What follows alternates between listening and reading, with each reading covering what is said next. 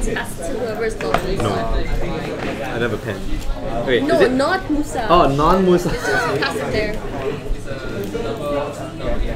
Let's whoever non-MUSA.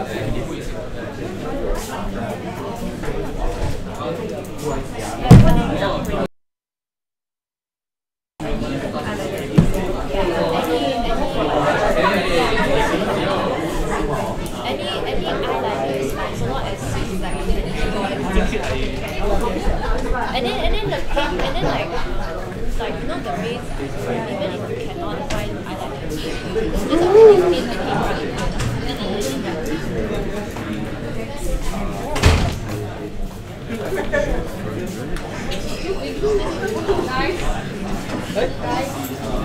Okay guys, we're gonna start now. Please.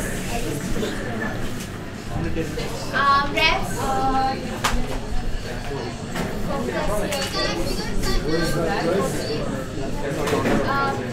He's having gastric pain.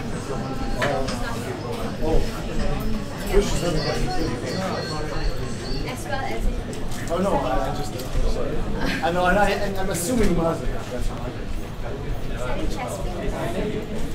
So he's getting too much stress. Some sort of pain now. So much stress to him. Let's go. Oh, Kaiser, you chairing meeting, is it? Karen, is it good? Give me 2 minutes. Oh.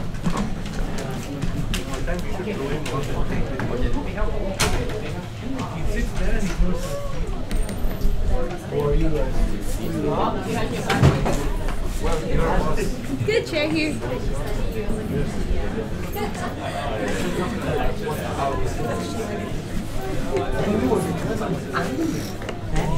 Hello. I thought there was only for meeting.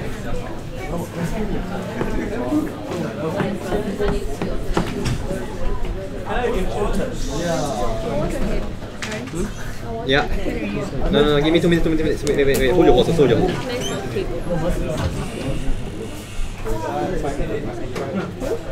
Competition with Kenya. No wonder he's having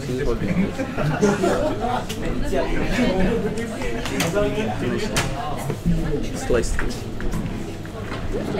Just chop it.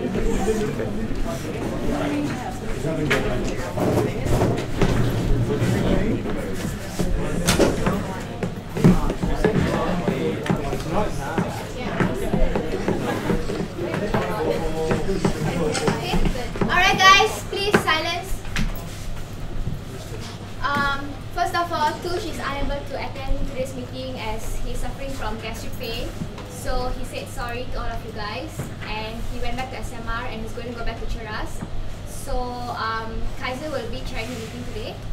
So yeah, as usual, this is the acceptance of apology and proxy letters. Desmond is unable to attend today's meeting as he has to attend cheer practice in preparation for upcoming Monash Cup.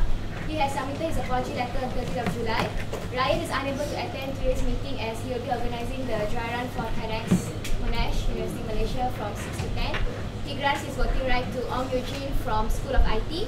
He has submitted his apology and proxy letter on 30th of July.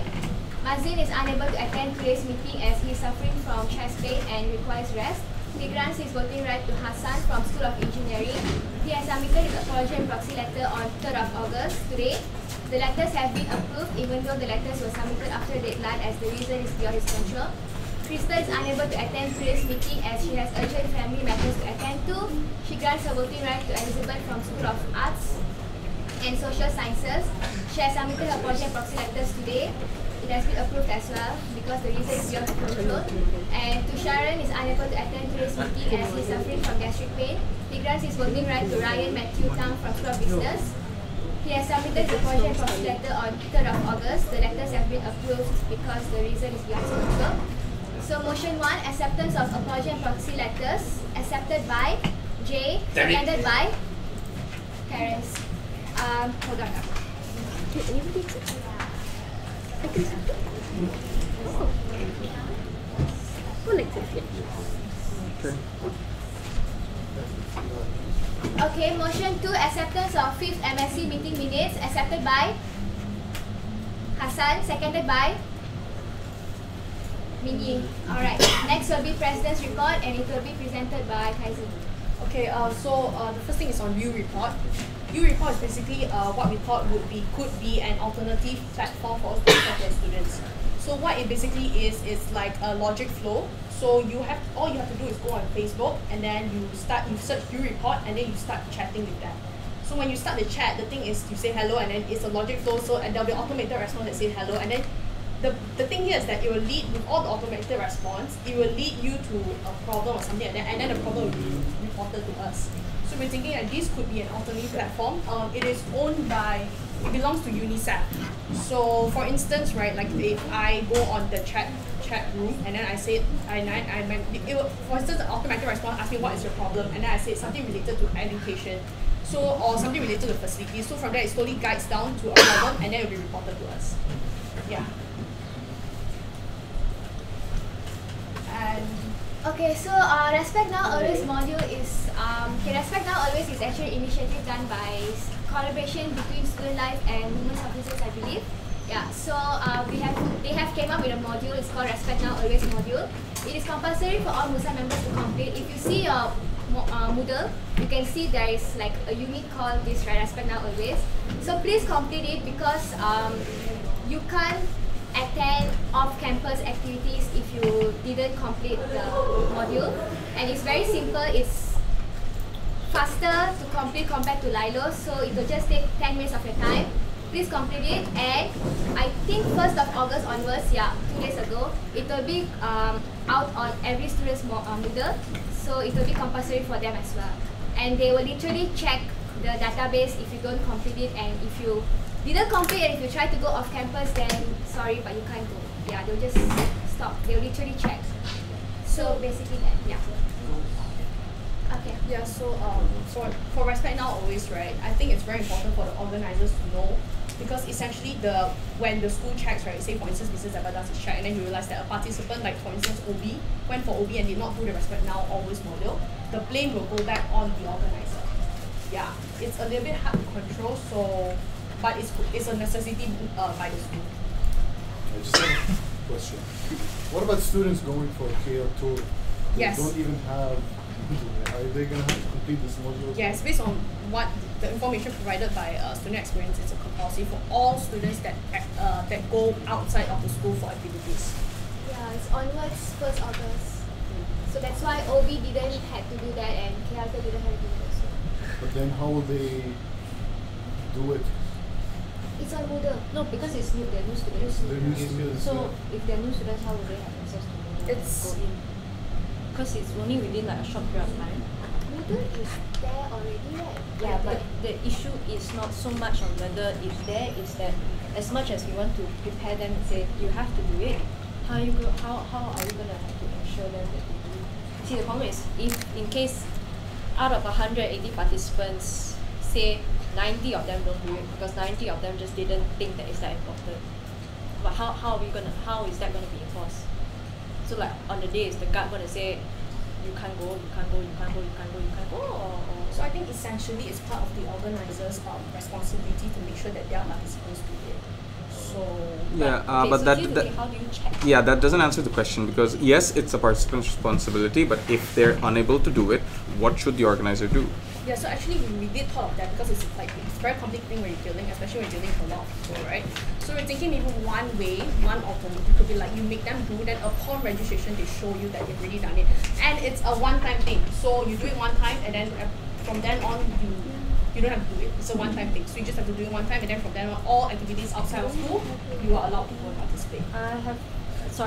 Because the issue when it comes, especially when it comes to OB, is because we literally do sign-ups from week 0, Monday to Friday, and during that time, new students, I don't know whether they will understand that we have to do it, and that when they sign up, right, it's literally on the first day itself, they don't know they have to do it, and then after that it's week 1 on its own.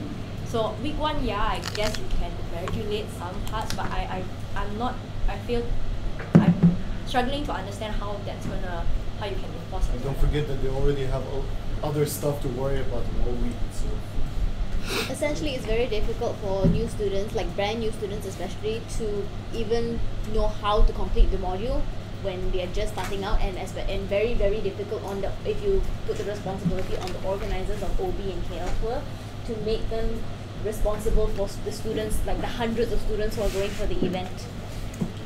I think actually it's not just the organizers lah. So at the end of the day, it will be both the organizers and the students' responsibility. But the message we got from student experience is that they have to do it. So I think our part would be to how to formulate a way to make sure that everyone does it. So what I can think for you all is that maybe when they register, you just inform them, like, you know, just do it kind of thing. And then on the day itself, maybe you can prepare a laptop kind of thing. So if they're there and you haven't do it, like a handful of them they do it, then they can do it on the spot, because it takes only 10 minutes. I think from what I can think, right, problems like this will come mainly for those new students because they're new. Whereas for those that are already in campus, they would have already done it. Yeah. Yes, this is. I can only think of how to go about it because it's been made necessary by the school. Yeah. I think the main problem is not asking the students to do it. I think the main problem is on the organizer side, because you said they just need to do it once and then they don't do it again. Yeah. But that means that we have to keep the database on our side. Yeah, to keep track of all the students, and then keep track of all the students, and then every time we want to decide whether if they've done it or not, we need to cross-check the database. It complicates the registration process a lot on our side. And to add on to that, as you said, it only takes 10 minutes. 10 minutes isn't a very long time. But if you consider about 100 students, let's for example, that went to OB, 100 students, 10 minutes each is a long time. It's a very long time. So what I was thinking is, like, say for instance 100 students, you inform them beforehand, so the ideal results will be on the day of the activity, hopefully only maybe like 10 or what, right? Or maybe we can think of a way of how to implement this for every student. Maybe I can work something out with the winners officer on how to make it make it compulsory for every student in Monash, really, so then we avoid the problem of that. Yeah, but so maybe for new students, like, you know, there's this enrollment questionnaire that we yeah, do, I was which is thinking something compulsory. like that also. We could probably make this compulsory for every new Yes. student to do it during the first week in the Yeah, so that it will it just be eases, time yeah. for OB as well. It's not just for MUSA, it's for every organizer that's hosting an activity outside of school. So it was just mentioned a few days ago. So we also didn't really think about a way to solve it. Yeah.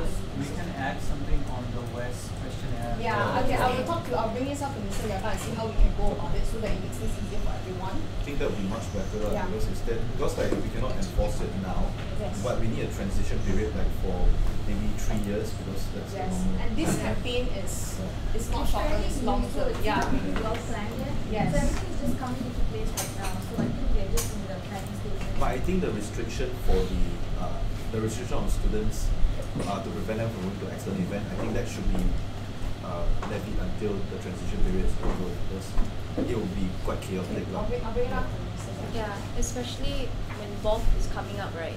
It's quite a Yeah, well, hassle actually to we did us. mention ball. Yeah. We were thinking the next one would be ball because it's Yeah, especially since ball is a month away, to get 500 over students to do it. okay. So I will talk to student experience to see to allow a transition period and then to see how to implement this system to make it very easy for the organizers and easier for the students as well. Okay. Also, a question, just one quick question about this. Will we have access to like the database of the students who have completed it? The thing is, I don't think so. I think only the answer is no. How So, then? for How can we instance, cross check? Yeah, how do we cross check So to make it's sure just they've like the done it? orientation survey, right? Like, say Mr. Zabat is the admin, right? So he is the one that has the database. Okay, so basically, like, if you want to check if your participants have done it or not, maybe you can ask them to screenshot Yeah. that thing, because there's like a box. So after you have done 3 parts, it will be like tick tick tick. So maybe they can just show you guys the picture as a proof that they have done it. So you don't have to worry about this particular person in that sense. That's the only way that we can think about right now. I can think of many ways a student could fake that. Take because somebody it's else's fairly picture. new even for us, because we didn't install it or whatever. Yeah, It's from and the it's- student See, experience. that's not So we are also trying to like see how we can work about it. Okay. Can I request maybe you present to student experience that if they want to like put the responsibility on us, they need to let us at least be able to see the database of who Viewing has rights, done it yeah. so that we can cross Why check. don't you just give a disclaimer? Tell them that you're registering for this, and if you don't do it, you won't be able to participate. that's what we thought of. That's why we said this is how maybe to the advantage of the organisers they can do that. But then like I think a lot of people have inquiries like if I have 100 participants and 50 don't do it, then how do I go on my event? And how do I even check out this 100? So I will bring out the business about to see how we can fully transition into what. If everyone checks their Moodle now, right? Yeah. It's already there. The module. It's like yeah. Right? All good. So, are you encouraging it or are you enforcing it? Not me, but Yes. it is an enforcement.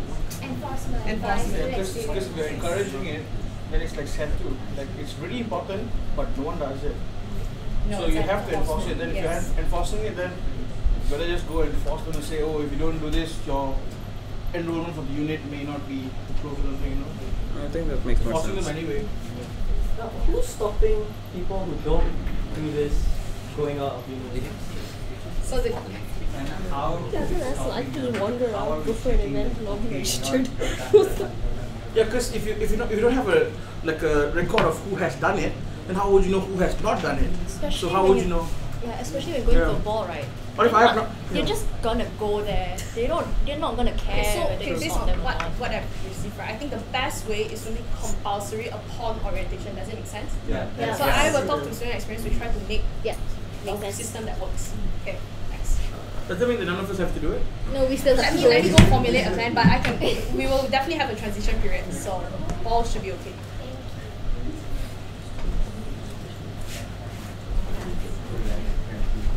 Okay, the next one is MUSA Forum. Okay, as we all know, the current format of MUSA Forum is not productive. We've done it this is our second year doing it, and once every semester, but with every forum, the turnout's not good, and it's always our own people there. So essentially, this report is to Okay, yeah, so basically like we have discussed and we have came up with this suggestion to change the format of the forum, because right now the format is, as you guys know, president will be talking about the issues and stuff, and students can just come on the spot, ask questions, and we will be there, just attend the event. So we came up with a suggestion saying that we can change it to a dialogue session maybe. So we will pre-select a group of students to be there on the stage, like maybe like 10 or something, we don't know the exact number, and some of us will be there, like also like maybe 10 of us, and then we can have like a dialogue session instead of Tush answering all the questions by himself. It's like us. So let's say the question is about BRT, then Sean and Bill will be talking about it, and if it's about election, then probably I will be talking about it. So instead of just one person doing everything, it's like all it's of a us are panel. there. Yeah. So and the format is way more casual in a sense. So the panel just sits down there on stage, and then it's a free and easy dialogue between the students and MUSA. Yeah, cookies will still be given, but this is the format. This is not confirmed yet. This is just a suggestion. Yeah. So feel free to propose your suggestions. And so how will the panel be chosen? We have not came up with a concrete plan yet, but basically what we thought is like we'll put up a notice and we'll be saying, okay, this is happening, so if you're interested to be part of it, like represent the students, then you can email maybe one of the expos, and then we will manage the list in that sense. And will the panel be like basically fixed, or can you like switch up every kind of? It's actually what we thought is that we will have like a pre-selected 10 students there, but if anyone wants to join at that time, they are welcome to join. Actually, it's really up. We're here to receive your opinions, and it's really up to discussion about. As of now, what we can think of is like a panel of MUSA members and the students, and maybe it can be like with sessions. Maybe it's a welfare session, then the BP session. So like we take turns to have different panels that will discuss on a particular issue or matter. Yeah, basically that.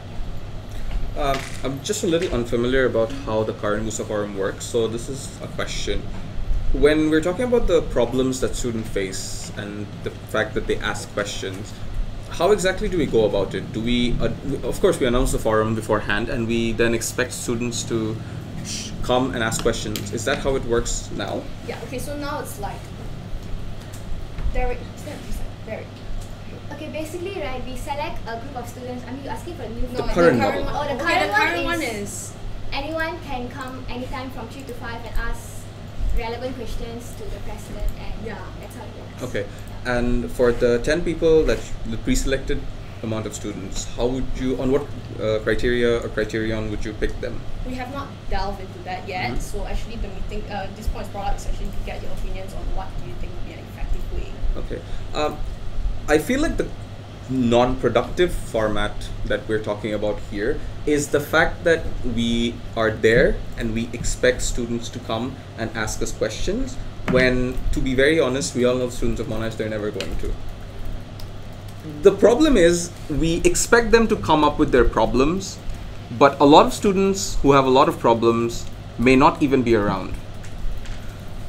It's a smarter way to handle this if we open up the floor to questions before the forum begins.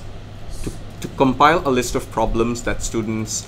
Usually for every forum, Tush will start by announcing, providing updates on prior issues. Then after we open the floor for questions. So yeah, we discussed this earlier.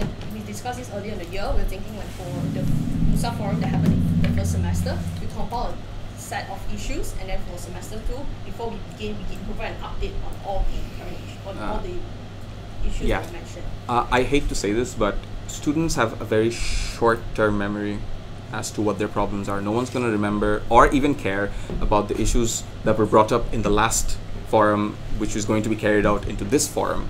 So what I would suggest is at least a week before. We already have the feedback, MUSA feedback booth, right? What we can do is we can incorporate it into the MUSA forum itself, open the floor up for questioning a week before the forum happens, compile, and then only do we discuss this on the forum, and then we can open the floor to questions. So essentially the forum is to sort of like announce kind of thing, not to discuss. To deal with the questions itself, rather than open up the floor to questions and not have students come. Yeah, actually that's why this last semester we incorporated MUSA week also. That's why with the sticky notes we're already collecting feedback. And then from there, by Friday we're already giving sort of as much as we can on an update on what we collected with the post-its. Right. Yeah. I think you can go ahead. I'll add something. No, I still feel that what MUSA forum depends on is asking questions, but the general student population don't know what they know. For example, after the haunted house, a student came up to me and said, "You should do it for 2 days in a row. Can you talk to the head of Monash?" But in reality, the head of Monash is not going to answer to me. Literally, who am I going to speak to? So it's a lot of they don't know the whole system, but we know the system, and that big discrepancy there stops them from really asking a question. Aside from we have parking issue, we don't like the food, the toilet is dirty, Wi-Fi, lecture recordings. Yeah, like adding on to that, the whole post-it thing, while it's a good idea to collect issues, the problem is most of the complaints they have aren't related to MUSA. And there's absolutely no proper clarification given to students that, guys, we cannot increase the parking amount, we cannot have more space, this is not a MUSA thing. They keep thinking we're complaining to MUSA, MUSA's not doing anything, when, as she said, we can't, that's not our responsibility. Actually, our responsibility would be to forward their message to relevant parties. So would you all find it better if we make it known, not make it known like in a very public announcement kind of thing, but find a way to sort of imply to them the main purpose of MUSA? No, I think a distinction needs to be made as to what MUSA does and what MUSA can help in. We did thought of, with all the departments, right, I think it's very, very confusing for students also. So what we actually thought of before is to kind of like publish or anything, a way to make it known to them what each department does. That's a good idea. So are you all okay with it? Do you all think it's a good idea Yes. or a good initiative? Yeah. And so with that brought up, I think we also need to let students know what MUSA's main job is, which is we are essentially the bridge between the students and the school. So I will look into that. And just to ask, right, is everyone okay with us kind of like making it known to students what each department does? Yeah. Okay. So are you guys okay with the dialogue session format, or you guys prefer Tush to talk in front alone? It's more fun, I guess. Yeah. Fun? Dialogue is more fun. I mean, fun, right? Okay. The only issue with the dialogue session, I think, is when you pre-select a group, you are automatically excluding issues that could have come up. So what if we pre-select the MUSA members, not the crowd? Does it make sense? I mean, Isn't that, except for the fact that Tush, instead of Tush, will be answering, isn't that almost exactly the current MUSA forum format? I'm sorry. I guess you could separate it into like a panel session. So like this will be a time where if you want to talk about parking related issues or amenities related issues, then this is the panel that should come from this time to this time. Okay, yeah, that makes more sense. So like separating the whole session to like, oh, if you want to talk about parking issues, come to this time from 9 to 10. Yes. If you want to talk about gender equality related issues, come from 10 to 11. And we leave a slot empty for general questions for the public to ask. Yeah. Okay, that makes and sense. Let me just mention again, this is just a vague, I mean, it's a proposal for an alternative to MUSA forum. And it's really open to discussion. So if anyone has any ideas on what could be a better alternative to MUSA forum, please do feel free to suggest it on how to make it better. Or like for instance, the U report would be an alternative also. But everyone seems quite pessimistic about the The dialogue, is it? Do you think so? Yeah. Does anyone hate it so So far? is everyone okay with the dialogue if we try to implement a new format of MUSA forum in the dialogue format? Go ahead. Okay. Okay, so motion 3, acceptance of President's report, accepted by? Seconded by? Sean. Okay, thank you. Next will be Vice President's report. Yeah. Okay, this is just to inform that we had a back to school carnival in week 1, Tuesday and Wednesday. There were the event was successful as the number of expected crowd was achieved, and I know it states that there were no major issues, but I think I need to bring this up to welfare. There was an issue. The thing is T-Life came and they had a melted cable. So yeah, okay, with every vendor that comes in, we have a do and don't list, right? Like how to deal with them, so we inform them beforehand how to, like what's expected of them when they enter Monash. But with food trucks, we didn't have anything at all, and I think ours was the first case where it happened. They came with a melted cable and a wire, and then like just OHSC had to replace it immediately. That's why we changed the food trucks halfway through. And the latest update I got from OHSC is that they will start to implement a do and don't even for food trucks. So yeah, I think it's I need to inform welfare on this because probably in the meetings they will bring it up. Yes. And All good? Okay. Motion 4, acceptance of Vice President's report, accepted by? Seconded by? Who are? Sean or Terrence. Yes. Okay, thank you. Who's next? Also guys, there's another thing, there's a collaboration between Monash University Malaysia, Coffee Bean and I2 t-shirt. It's a Negara Cool competition. It's a t-shirt designing competition basically. So I think Milton has posted this on the MUSA Facebook page, and there are posters on MUSA Lounge as well. So basically like they are collaborating with Monash and they want Monash students to participate. The prizes are very attractive actually. Like first, the winner, the first prize is 1 year free ice blended from Coffee Bean, and then their t-shirt will be printed on a limited edition and it will be sold around across the Coffee Bean outlets. And second prize is also t-shirt printed but 3 months only, the free ice blended. And third prize is 1 month free ice blended and t-shirt printed as well. So you can start submitting your design on 1st August onwards until 22nd of August if I'm not mistaken. So you can look at the posters at the Facebook page. If you're interested, please join because they are really requiring like active participations from Monash students. And also school reps, please, Tush will send you guys the poster. Please post it up on the respective school pages and please take a screenshot of it and send it back to Tush because they want a proof saying that you guys have posted it. Okay, all good. Next will be my report. Okay, so basically, resignation of a MUSA member. MUSA publicity officer Trisha has submitted her resignation letter to me on 16th of July. The reason is because there is a lack of communication and work ethic with her fellow partner Milton Leong. This is the exact sentence she wrote on her letter, so I'm just quoting her. A meeting was held on 18th of July Wednesday, and the meeting was attended by Trisha and myself, as the president could not make it. The resignation letter has been signed and approved by me on the same day at 3:17 p.m. So she has handed me her keys at this time as well, and she has officially resigned as MUSA Publicity Officer. And with regards to that, do you guys have any questions? Okay, so with regards to that, I'm going to run a motion here, because right now, all the positions except for president, my position, MUIS secretary, MUIS treasurer, and MUIS CRO is a shared position. So, for example, now Milton's position, publicity officer, is a shared position. So, which means they can't run separately. They have to get elected together, run together, work together.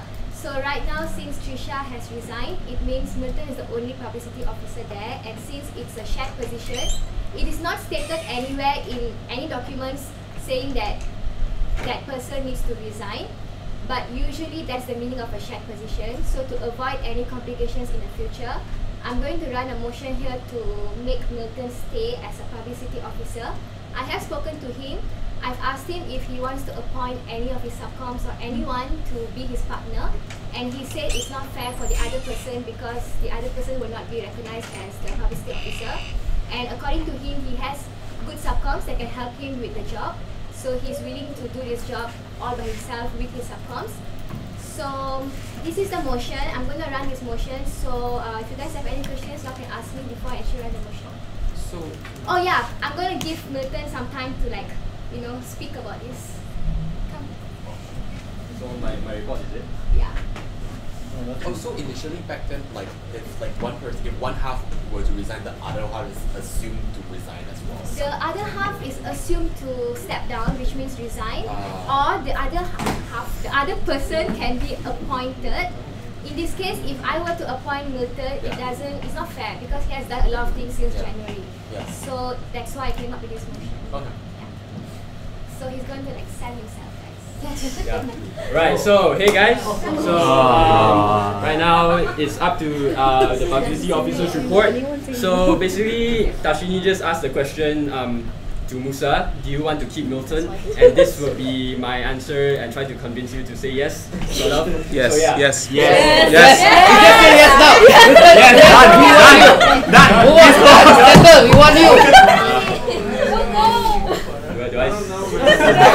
Yes. Yes! We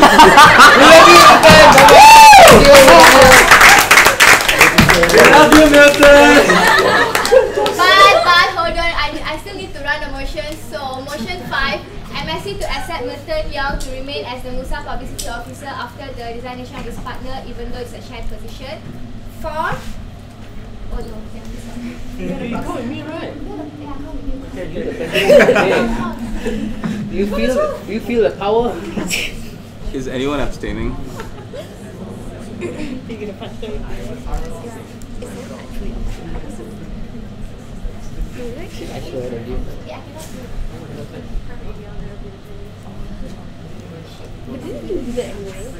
If anyone's abstaining, your face is going to be on the next poster, Milton Designs. Jay, abstain, Jay. One other poster. Against? Abstain? Your face. He has to abstain. His face. President. President? I'm voting for him. Oh. So 3 abstains.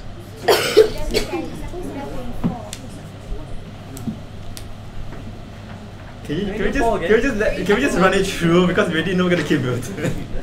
Should we do 4 again? Everyone's 4. 4? Why? Who's what? For Milton. Wait, no, hang on. Is Josh here? Oh, he's here, he's at the back. For Milton.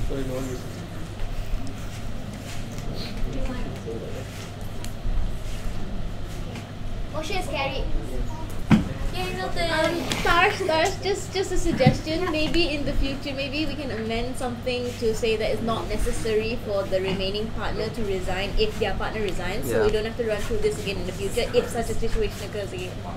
Because there is a guideline saying that if any resignation occurs within 3 months before the annual elections, then the person because if it's before 3 months, then the person needs to go through by-election, and if it's like within 3 months, then the person can step down and one of the executive committee have to fill in the position, or the person can stay through appointment. So it has already been there, but I'm running this motion because I don't want him to get appointed. But is it, I mean, in general, is it fair to a remaining partner to have to take one of those 3 options if their partner resigns? Because they can't help it if their partner decides to suddenly step down, right? I think But the logic behind this, right, is to respect the fact that it's a shared position. So for instance, last year in the constitution, when we were to run for, so for instance, me and Ryan, if I decided to build on him, he cannot run. So I think all these guidelines is just to respect the fact that if it is a shared position, then it should be a shared position. Yeah, but that's why we can't follow exactly, because we respect his work and we respect him. So that's why I ran it. But how is this different from appointing? Because right now Milton is the MUSA publicity officer, official. He has the rights to stamp posters and design things and stuff. But if we were to appoint him, then he wouldn't have the privilege or rights to do it. So yeah, he will just be someone doing the job, but he's not the person. Yeah, and he wouldn't get a cert as well. Okay. Yeah, basically that. Okay, I'm done with my report. Motion 6, acceptance of General Secretary's report, accepted by Sean, seconded by Jay. Thank you. Right, you bet. Oh, back. Warning letter for you, my friend. Okay, so back to publicity officer's report. And so firstly, no worries. So just to start on a positive note, there have been some positive after effects of the MUSA Adobe Photoshop workshop in semester 1. So I was approached by a handful of participants via Facebook, and when they were meeting me around campus, we were walking past each other who attended the workshop, and they said they showed their clubs and their societies what they learned at the workshop, and then their clubs have since asked them to design posters and shirts for the clubs and stuff like that.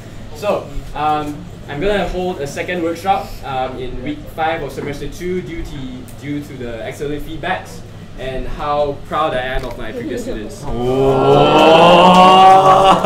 So yeah, they've been designing shirts and posters for their clubs and stuff like that, so yeah, really proud. At first, I planned to do this workshop for just once in semester 1 for MUSA subcoms mostly, your publicity officers, to teach them how to make posters and maybe make MUSA more self-sustaining in terms of having publicity material. But I see all of your publicity officers, they are pretty good at designing stuff anyway, and the general student population seems to really appreciate the workshop, so I'm having it again in week 5.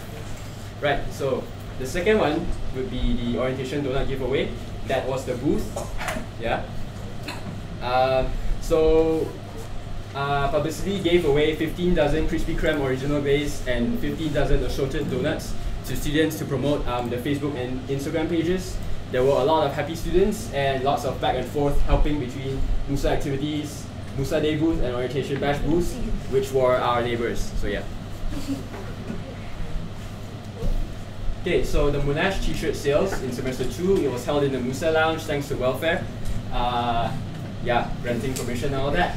And it did not have to take up space in the dance studio again, so clubs and recreational activities in the dance studio weren't interrupted. And so there was more traffic in the MUSA lounge, so sales went on more efficiently.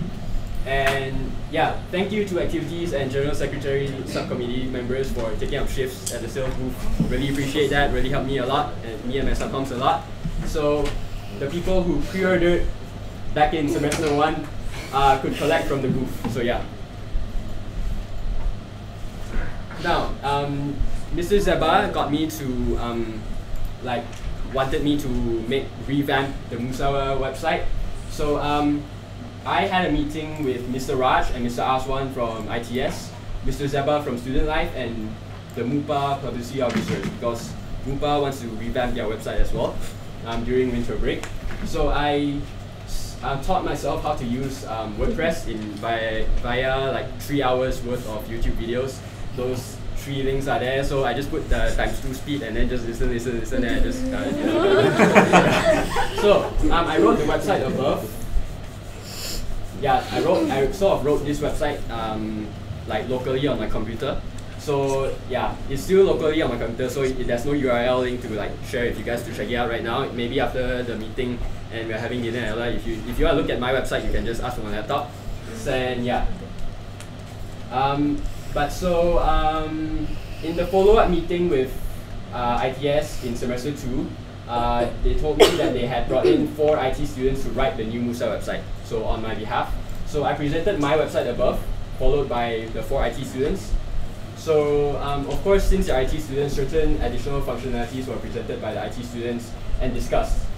For let's say, for example, you can click on the office bearer's face and it will bring you to a page to send personal messages to them, like email them directly from that page, like a feedback page. So yeah, and the same goes for the clubs and societies and MUIS, like contact us pages. For the 4 IT students, their functionalities.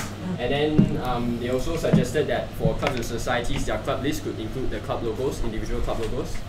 And yeah, my effort at writing a website was appreciated by ITS, Student Life, and the 4 IT students, but the 4 IT students will undertake the rest of the work of writing the website as they are from IT backgrounds while I am not. So, you know, pharmacists cannot just take a pastel mortar, try to pour it on the computer and you get a website. No. Right, so I deeply appreciate the opportunity to have learned how to use WordPress from this process and to have picked up the new soft skills in the process. And yeah, I need to send in a first draft of the website in Microsoft PowerPoint format for them to work on by today, which I did earlier. There was another meeting earlier. So this is a screenshot of the PowerPoint presentation, sort of like that. Yeah, and it's just drafting up the website that I want the 4 IT students to follow up on. Right, so the 5th one would be TEDx publicity. Right, so I designed the banners and arranged with the vendors and the printer, Student Life, Aussie, FMU, and security to have the banners up. It's a very complicated process. They amended a lot of new safety procedures and all that. Yeah, so lots of unexpected things, but in the end, the banners went up anyway. And yeah, I also made a TEDx Facebook profile picture frame. I'm not sure if Ryan got his subcommittee to use that. It's basically like, you know, you can add a temporary temporary profile picture with that above. Yeah, it's the frame. Yeah, it's the frame. So in semester 2, so you know, just now Tashini was running the motion. Do you want to what all that? So do you like the shirts? Yes. Yes. Yeah. Your subcoms like their shirts? Yeah. Okay. I like the shirts better than our shirts, just say. True, last year's picture was terrible. It was. Okay. Mine got a hole. Okay, so I think this is the last one, right? So Princess Gifts Sendian Berhad is a great supplier of badges. Just want to commend them. So they were recommended to me by the MUSA women's officers. So thank you for that. And yeah, they are good quality, good customer service, delivery experience. They are an experienced supplier. They were good with follow-up customer service, and they value customer feedback very much. And yeah, the badges are to be given away as free goodies during the MUSA Elections Info Week, which is upcoming in week 4. Right, so these are the posters and publicity materials so far. So yeah, just advertising my services. Handiwork. Yeah, stuff like that. Yeah, and the Lost and Found group also new posters. And yeah, all that. And the photo strips for like those events as well. So yeah, that's it. You said about the badges, right? You said good quality, good customer service, everything. How about the price? For 1,000 badges, it was 1,030. Oh, okay. Yeah, so around 1 ringgit. About something. Around less than 1 ringgit per batch, then like a delivery fee, courier service. Okay. Is there anything less than 1,000? Yeah, but okay, so there are like packages like, you know, if you buy 10 is for, I think if you buy 10 is 5 ringgit per batch. If you buy, then if you buy 500, I think it's like maybe 90 cents per batch or something like that. Yeah. Something like that, I'm not too sure. You can consult their website. Yeah. What's the name of it? Princess Gifts Sendian Berhad. Princess. Also, since you mentioned this, just an update about the website. clubs, unfortunately, aren't allowed to use their logos on public platforms. So just updating you on that. So Yeah, we're in trouble. Okay, already had a meeting with the I4IT students today, so I'll just update them. Also, it says on the website that for Sun Gym forms, they have to come to welfare. Yeah, it's wrong. They should go they to Mrs. Eba. And yeah, been directing a lot of students then. You know, I don't have access to edit the website yet directly. Still need to email ITS and get them to correct everything. So hopefully, yeah. They should fill out the form first, then go to Yeah, they should fill out the form, then the form actually prompts them to go somewhere, but that somewhere right now is still welfare. So they should go to Mrs. Eba. Yeah. Sorry, Jay was first. No. Oh, okay. Are you planning to use that same picture you just showed us? Which one? In the website.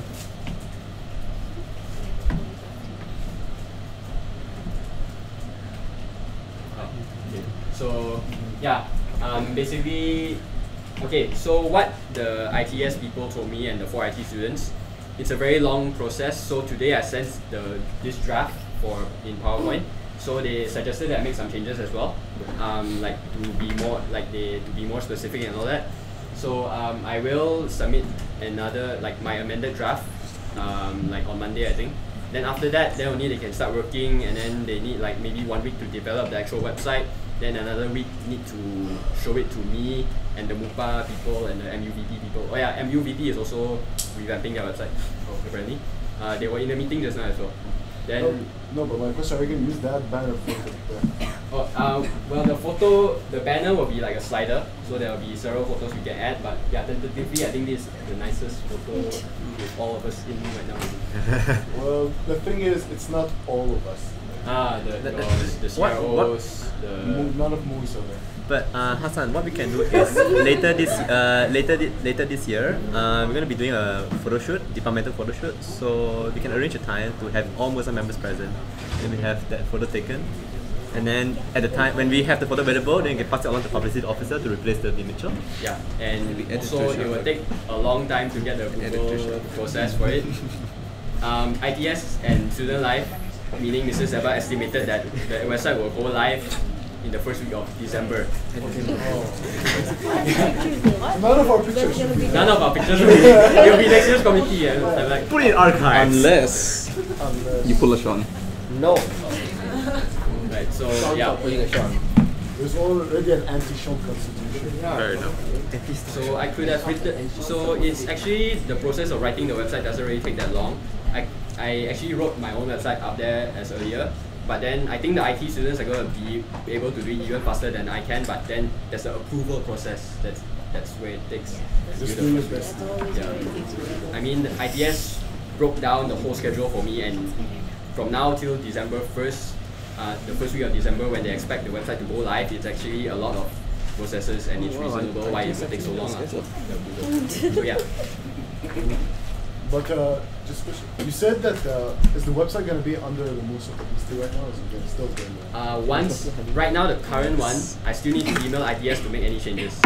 So next year's publicity officer, meaning my successors, I will train them to the best of my ability to use WordPress and all that lah.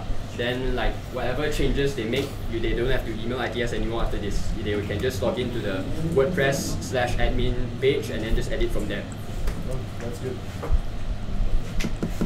No questions? Okay, motion 7, acceptance of publicity officer's report, accepted by? Okay. Damn it. I wasn't looking. Seconded by? I saw Sean. Thank you. Next will be Moises' report. Ow, my arm. You didn't do it, bloody. No, it's down there. John KL tour of life. The end. Alright guys, how's it going? No. So this is going to be a quick report. So first we're going to talk about KL Tour, or we have changed the name to Jom KL so that it sounds more attractive, a bit at least. So yeah, this time we were going for 70 people, and thankfully due to the strong publicity, of course I want to say special thanks to everyone who helped us, MUSA, especially the school representatives, ISS, IBP, and Monash Abroad. All of them helped us publicize the event, and thankfully we were able to reach the targeted number. So, 67 people attended, including MUI's members, IBP, and 1 member from ISS. And yeah, we were able to reach the exchange students, especially from Monash Abroad. Oh yeah, we had postgrad as well this time around, so there was a huge variety of students this time. So this time we have went for a different style of KL tour. It was more of a bus travel oriented tour where in the beginning we did take them through the train just to let them know how to use public transport, but later on everything was through the bus. And the general feedback that we got, yeah, so the event ended 1 hour late. There has been some delays that happened in some places, especially during KLCC. Some students, they just roam around and then it become really hard to contact them. Yeah. So we had one of the places was Batu Caves, and apparently it got a bit of mixed responses. Not everyone likes to climb up 200 stairs to watch some construction up there. Yeah. Unfortunately, there were constructions there. I feel like you're things one of those. there weren't really prepared. People. People generally felt there was nothing really to see there. No offense to any religion out there. Okay. You're one of those people who hate climbing stairs, aren't you? I was climbing 5 stairs every minute. Yeah. I can feel the hatred. But actually, a lot of people like KL Tower. People love that place. They started taking pictures everywhere like crazy. And the people there, actually, KL Tower, were really nice. They gave us water bottles. They tried to give us free ice cream, but we rejected. They gave us some certificates and badges as well. They're basically trying to force us to come again. But I'm sold, honestly. KL Tower itself is a really nice place. Okay, so that's for KL Tour. Next, we're going to talk about MIMA. So submissions are now open for Monash International Magazine, or otherwise known as MIMA.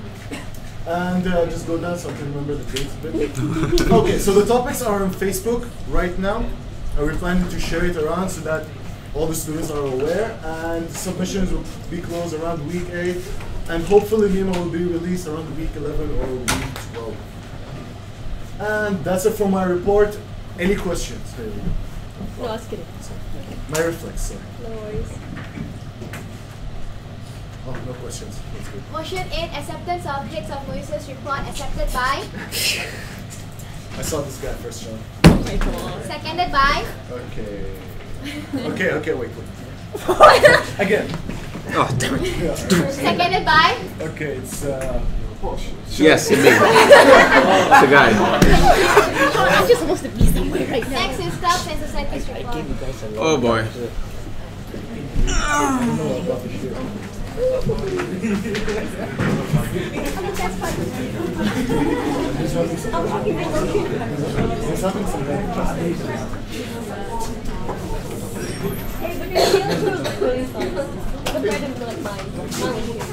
Oh, you look good.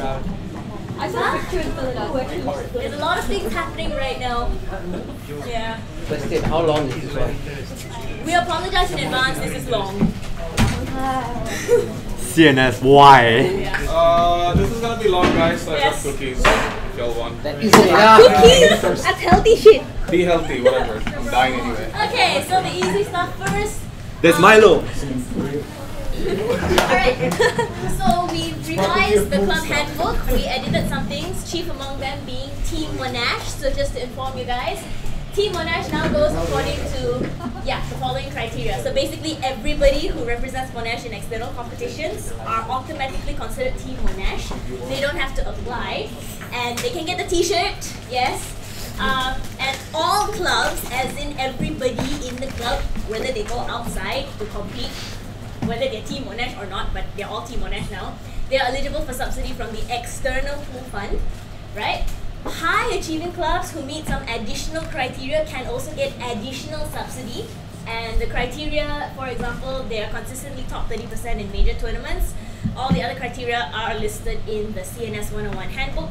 So yeah, they are eligible to this additional subsidy from a new fund. We call it the RepCom fund, the Representation and Competition Fund. It's growing on me. Okay. Yeah, so basically clubs going for tournaments are now required to submit these 3 meetings so that we can keep track of their achievements and their progress. Next. Okay, changes in CNS committee. Our external liaison officer Amelia resigned at the end of last semester after the last MSC of last semester, so we couldn't inform you all till like now. We will not be replacing her because we feel at this late stage it's a bit unfeasible to get somebody in, get them to catch up with the job and be efficient as we need them to be with Monash Cup season coming up and all. So sponsorship duties for Monash Cup will be assigned to sponsorship directors recruited from outside the division. We already have one, Jogita, over there. She's our new sponsorship director. Equipment loan duties will be handled by subcommittees or whoever happens to be in the office. We also have a new position, the Internal Affairs Officer. So CNS used to have 2 external liaison officers. One resigned, the other one became the Internal Affairs Officer, which handles communication between CNS and FMD, mainly for RBS bookings and the function checklist forms. And whoever it is also helps to ensure day-to-day operations within the office. So for all of you who know Aaron, he's our IAO now. Right, speaking of Aaron, he'll probably be going around knocking on all of your doors. First of all, massive thank you to all the school reps and all the offices that have given us dates for their events beforehand as we requested. Because you gave us the dates, we could inform the clubs and they could make adjustments accordingly. They're not complaining that much. Yes, there are still complaints. I know this is public, y'all can hear me. But Aaron will be going out, the internal officer will be going around to your offices to collect a few more dates of your events that require the use of the recreational facilities. So we can compile a calendar of all your events and we can inform the clubs beforehand where if and when they need to be replaced. So most of the mingle nights have been done, the information has been passed through them as well. But for future events, yeah, watch out for him. So since we know that sometimes dates also have to be changed, bookings need to be replaced, yada yada, we'll probably be sending him around regularly every 2 or 3 weeks, even if we already have the dates, just to confirm that everything is as our information says and has not been updated for whatever reason. Is it Aaron Moses? Yes. You would know him, yes. Pharmacy. Yeah. Okay, so yeah, CNS week. If you all saw the huge event taking place in the foyer this past week, it's HR for you. Not CNS week, so we had to move CNS week to week 3 because we felt week 1 was just way too soon, too short notice for all the clubs to get together. And for us. So that's that, and also this semester CNS week is collaborating. We're collaborating with Maybank, and there'll be a QR pay system during CNS week. So students register for clubs via QR pay instead of paying by cash. They can still pay by cash, but Maybank is providing 500 promo codes for the students. That means whoever uses QR pay to join clubs, they get 2 ringgit off their membership. Maybank will subsidize this 2 ringgit to the clubs, so the clubs don't lose out, the students get more incentives to join, and it's just good publicity all around. What Maybank is intending on doing, okay, the Maybank QR pay thing is not only limited to CNS week, it will also be used by the vendors, the cafeteria vendors. So what Maybank is trying to do is make Monash into a cashless society, campus sort of thing. So they are also offering cash rewards to the clubs who have the highest number of transactions. So top 3 gets cash prizes from Maybank. Yeah. Yes, the RBS. Okay, so essentially what we've done this semester, given all the issues we had last semester, CNS is now officially taking over all bookings for clubs, whether they're doing their weekly trainings or their events. We're handling it everything. So if you have any clashes with bookings, like if you have clashes with clubs or anything from Monash Cup, you come see us, don't talk to them. Okay, basically that's about it, because we're handling stuff. Yeah, please inform us via email. Like we said, we'll be sending Aaron to you, but it'd be also nice if you guys could send us an email if any of your events require the recreational facilities, so we can give you whatever bookings we have then during that time. Like Louis sent us one for their International Games Day, thank you. Yeah. Alright, Monash Cup, 7th to 21st September. How many of y'all are competing? Nah. Really? No one? Selection only begins in week 3. Right, okay, so Monash Cup is from the 7th to 21st. Recruitment had actually started from last semester. in case you guys didn't notice. But it's still going on, and it will go on till week 4. And I think athlete recruitment continues till week 5. I expect to see Milton there, obviously. He's always there. With his very nice topless pictures. Wow. On that note, not on Milton's picture. On the note of Monash Cup, we have reduced the budget from the infamous 90K mark that was put on our head. And this is to inform you guys that Monash Cup banner dropping is on Monday, 12 p.m. All the houses are going to be there. There's going to be a performance by the Monash Cheerleading Club. Yeah. Please come support us. On the note of Monash Cup banner dropping, we want to say a huge thank you to Milton for helping us get the banners for banner dropping. Yeah. Thank you, Milton, couldn't have done it for all without the you. banner dropping. Thank Can you. we have a round of applause for Yeah. Milton? It's been really helpful. Taking out the banners, so like the rope is there, keeping it from rolling down for the you want to roll it down during the opening ceremony. I put the do not touch signs there already, but you know. Yeah, we know. Milton was kind enough to print Do not create touch separate signs. do not touch signs for the banners that he also created. So thank you so much. The t-shirts, most of the t-shirt distribution is almost done. We are having once again massive sales. Leviathan's, as always, selling about like 200 t-shirts every time, while the rest of the house are lagging behind. But they have been given they've been given out most of the shirts, and they're still taking shirt orders. Next batch would be coming in around week 6. So if you guys order now, you will probably get your shirts by week 6. Yeah. Go get them if you haven't got Yes. them already. The budget has been reduced too. It's not still in the process, but we have scheduled a meeting with Tush next week to discuss the budget. So. Okay. Right. Right. So we had a few things we needed to discuss, and this is probably where it's gonna take a while. Oh god. Okay, so we wanted to discuss a motion passed in the last MSC that uncontested candidates in the MUSA election have to obtain 50% of the votes in order to get elected. Just before we go into this, I just want to make it a point that these are not motions. Please don't freak out. These are just things that we thought we would like to discuss with you, and it relates not only to CNS but to actually every single position that is available, particularly this one motion. Yeah, we don't object to the motion itself. We just would like to bring up certain issues about it. So mainly that it doesn't really provide contingencies in the event that a position, like an uncontested position, does not get 50% of the votes and thus is left empty until a by-election. Because for positions like editors, activities, our own position CNS, and a few others I think we listed. Yeah, if any of the excos. To be fair, we just mentioned the first couple of positions, but to be fair, every single position is extremely vital in MUSA. This does not have to be discussed immediately. If you guys have opinions, sure. But what we're trying to say is, as the current model stands, as the motion has been passed, let's say one position does not get elected. Some of the positions aren't always contested. Imagine if some position doesn't get elected, and then we have absolutely no way to know who's taking over. Tarshini was very kind enough to come to our office, and Tosh and Tarshini both came, and we discussed a bit of this. But we wanted your opinion on what should the case be, because with each position comes a different challenge. If the editors are missing, who's going to create the orientation booklet? If activity is missing, Monash is probably going to get burned down because no OB, no MUSA day, no buddies. Loads of problems. If the school reps are missing, the second day of orientation is just gone. We're not going to talk about CNS, we're not that arrogant. So, thoughts, opinions? So yeah, we'd just like to get... What Tarshini had told us is that there should be a chain of command where if, let's say, a position is left empty, one of the excos will take over, let's say the president, or as the chain follows.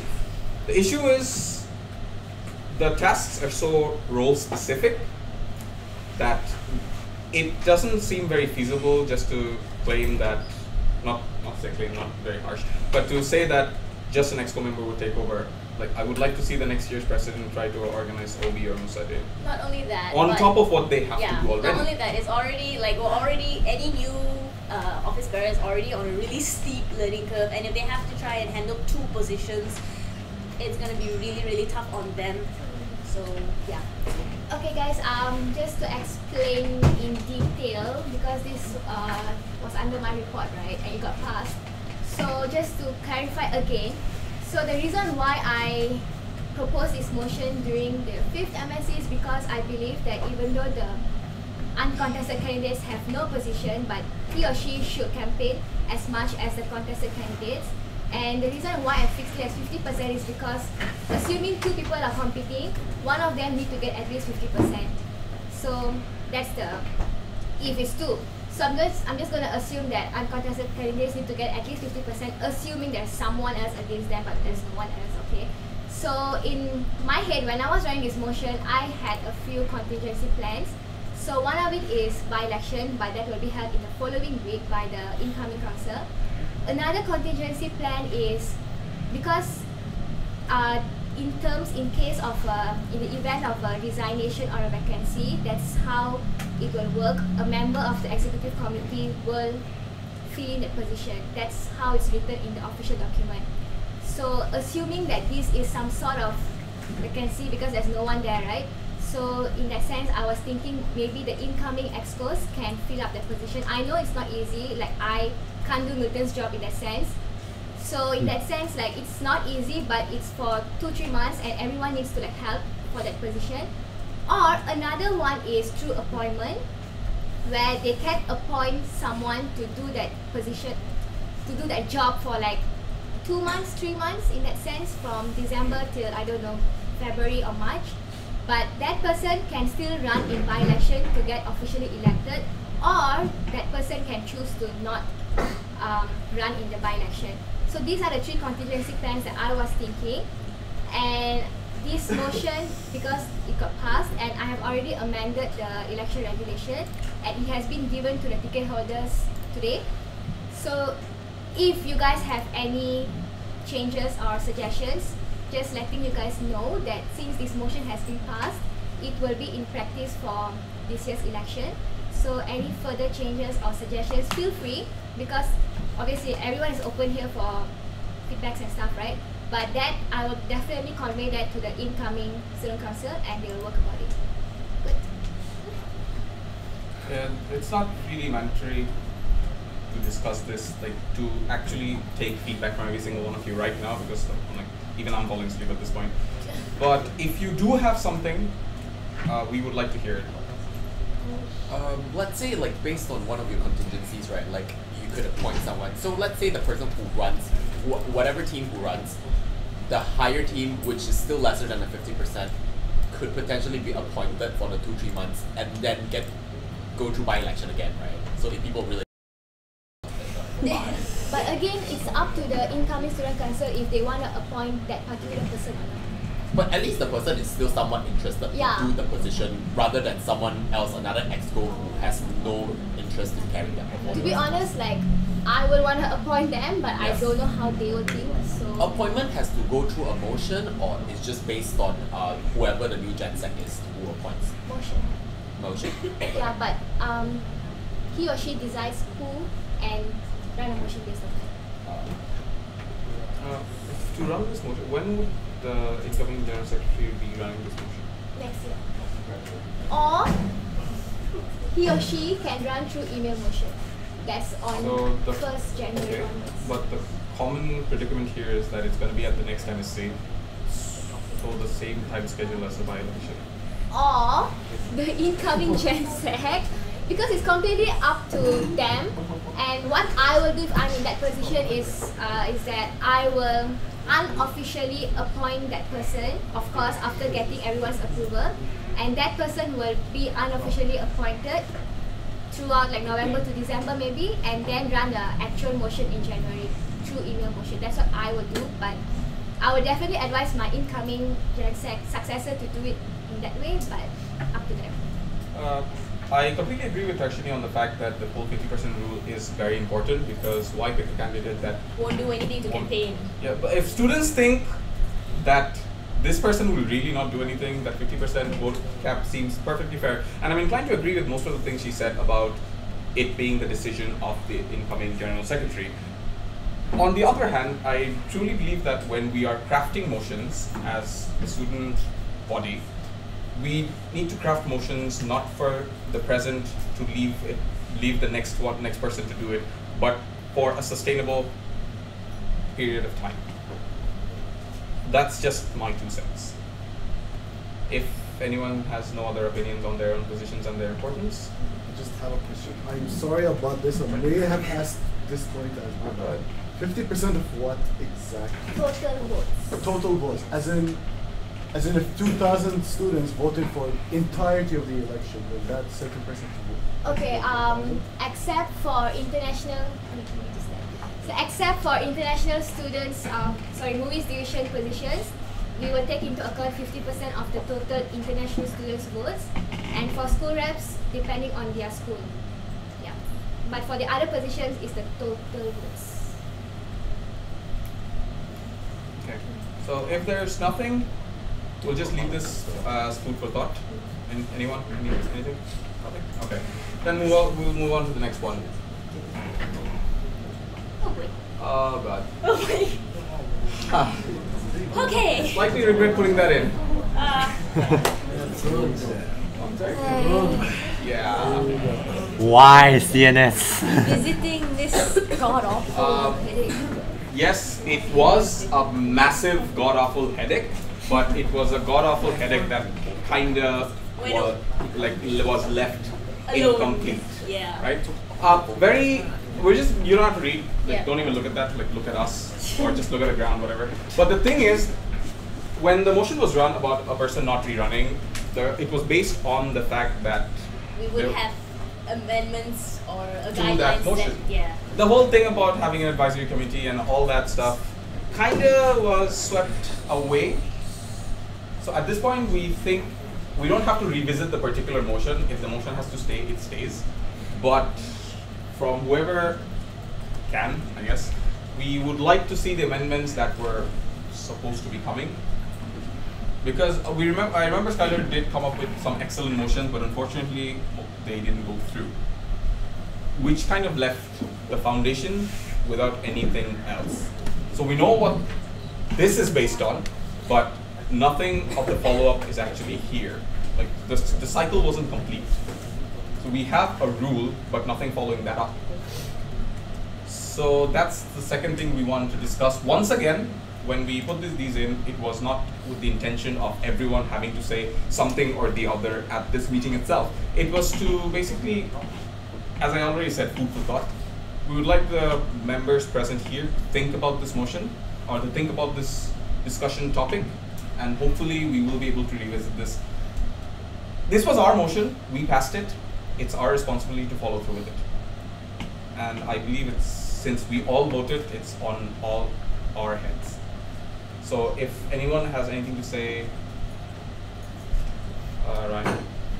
Considering we only accepted this motion based on the follow-ups, is there any possibility, is there a chance to suspend the motion until we come up with follow-ups? Again, guys, this motion is related to inaction, and I have already amended 3 documents based on the motions that was passed in the first semester. And also, look at this, first MSC, and now we are at the 6th MSC, and throughout that 5 or 6 months, no one said anything, and I have already amended the election regulation and I have given that to the ticket holders.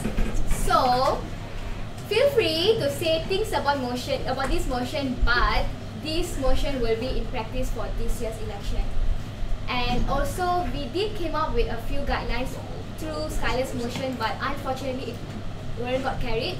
And we also came up with another alternative condition saying that MUSA members can run again for the same position during reopening of nomination period if there are no one running. So we did a bit, but if it's not enough for you guys, feel free to speak up, but this is going to be in these elections, okay? Yeah. I honestly really feel bad for Darshini for going through all this crap. Yeah. And But then having to readjust it.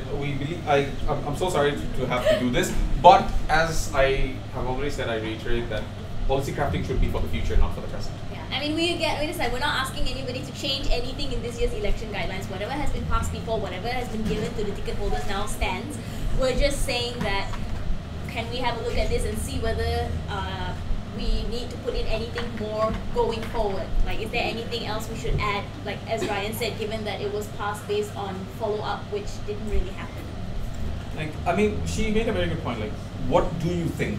Is the follow-up that we received, the whole reopening for the MUSA members, do you think that's enough? That's just a very casual question. Like, do any of you think that's enough? Do you think we need more, less, nothing at all? Do you want us to get out? What is it? I think we should revisit this motion. Because at the time, I guess we wanted it to be fair to everyone, not realizing that at the end of the day, when we came into the job, and as we step out of it, the advantages that we have still poses as an advantage to the rest of the student body. And why not capitalize it anyway? If it's gonna help the student body, don't you want that? I mean, I will reiterate that my position on that day was that if an office bearer wants to rerun for their position, they should be allowed to, because after 1 year, they have the know-how, they have the experience, they have built the relationships with key people in administration, in FMD. I mean, look at Sean. I mean, yeah, if anything ever goes wrong, do you not go to Sean and ask him to go to FMD? It's a very crass example, but it's true. Yeah. What you learn in your term is very easily applicable in another term. And it's very valuable to the students if, like, whoever is in the position, assuming they want to run again, because very few people actually want to run again, let's be honest.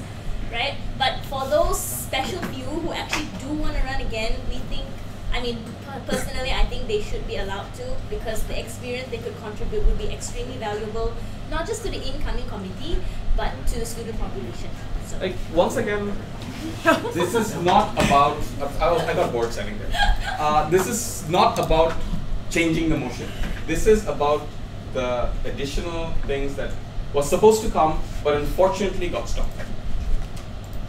So, any of you have anything to say? Sorry. Yes, sorry. I've thought on this.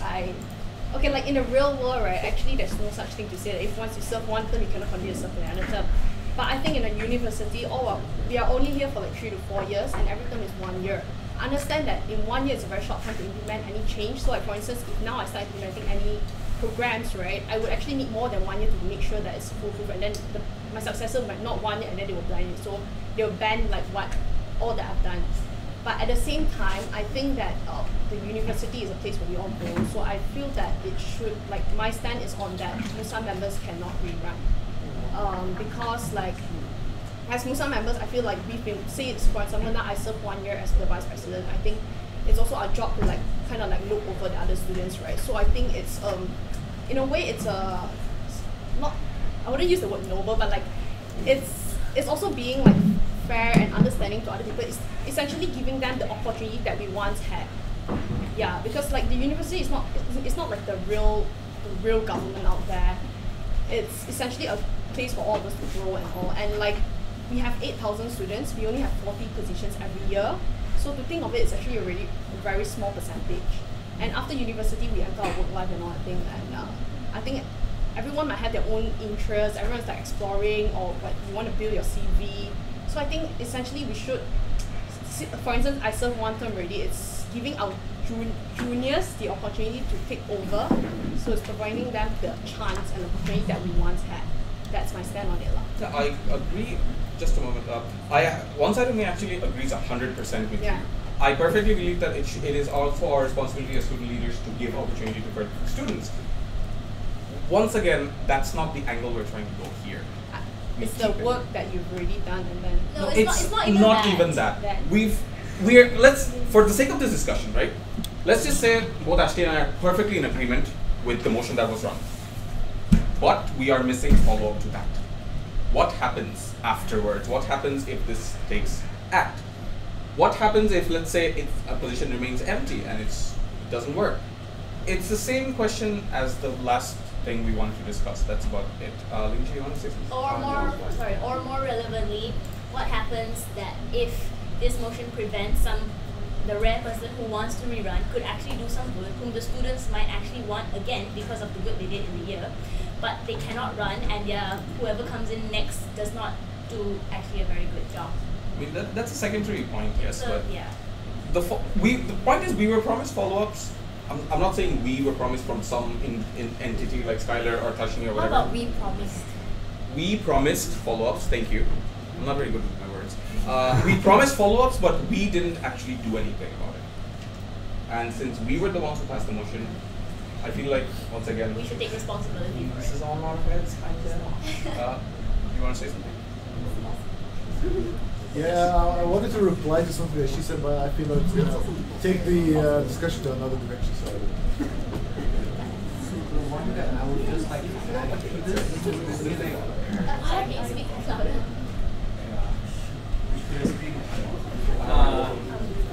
I can talk like this if you want. Alright, anyways. So basically what I would like to add is to the thing that she has said is maybe like the students who are going to run, will not have the advantage that the people in the office already has. Because they know how the system works, they know all the nooks and crannies and how they can help the system or how they can change the system. The students running, on the other hand, has no idea whatsoever. They might bring some policy, some motives on the table, but they can't do things which are not allowed according to the guidelines. You guys know the guidelines better than anyone else. So you guys will have an unfair advantage at the end. Yeah. As I said, I do agree with her. Okay, before that, just an answer here. But then that's not the point of your discussion. That's not the point of my discussion. Thank you. So the point I just wanted to add. Yeah, that's fine. Oh, that's not a point, so I don't have to No, answer. not really. Excellent. I just said before that I just want to add. Yeah. The point of discussion. Moving forward. Yeah, from moving that. forward from what from we've here. done. It's not about undoing what we've done. It's about adding to it.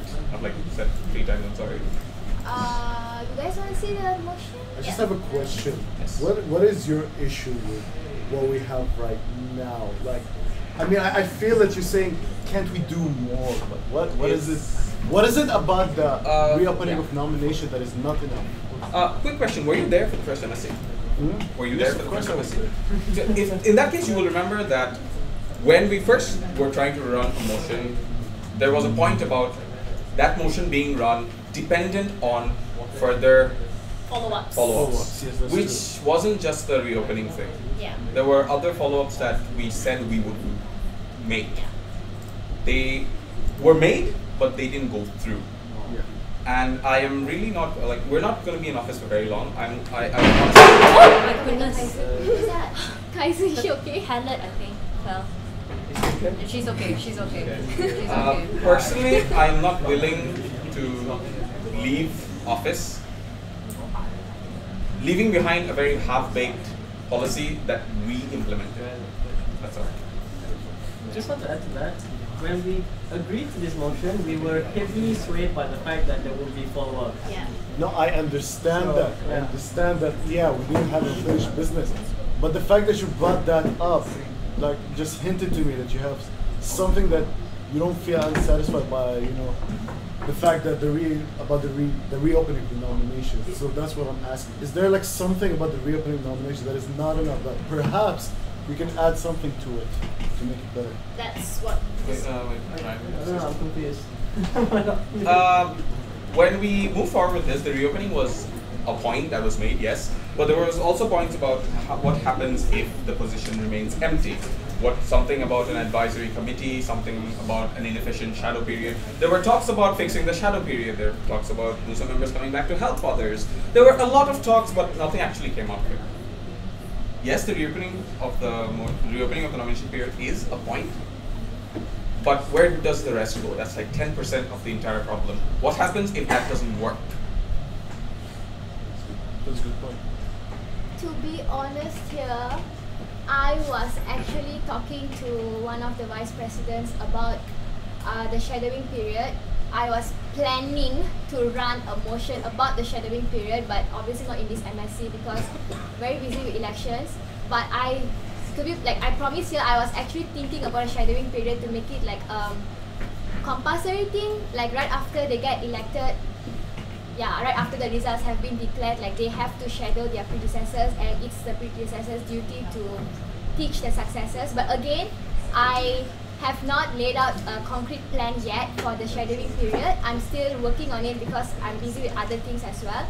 So that is also like one of the things that I have thought to fix this, but it's just that I have not explicitly stated it out to anyone yet. Yeah.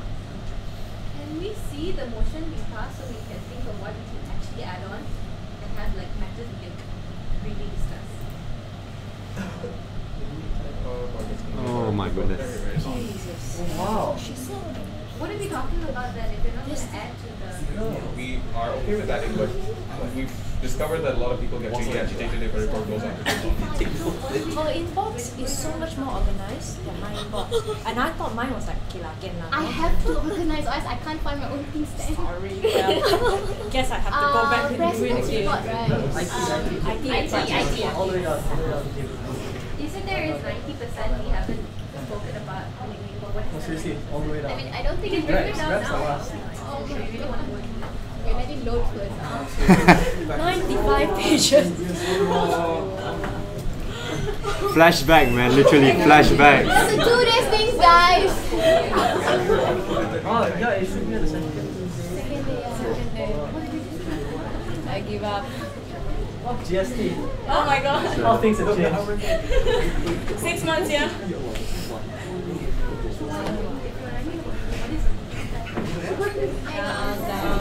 Why can't you use the Control F function? Yeah. Why can't you use the Control F function? Hey, no, I found it. No.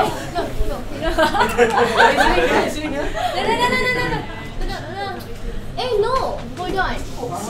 Hold on. You want to see the motions that got rejected or the motion that got passed? The motion we passed. Yeah. The motion we passed. Oh, that's in precedence report. No, it's in precedence report. Mind passing it on to other people? Yeah, I'm just saying how much is it? It's in precedence report. Yep. Why don't you just control F it? Yeah, come. Touch just It's here. No.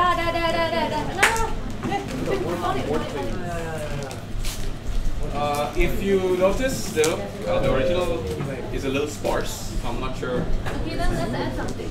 Okay. I'll get Where are we going then? If we're not I'll get my doing copy. something? Yeah, okay, fine, I agree. To answer a previous question that you asked, Tush, not Tush, he's not even here.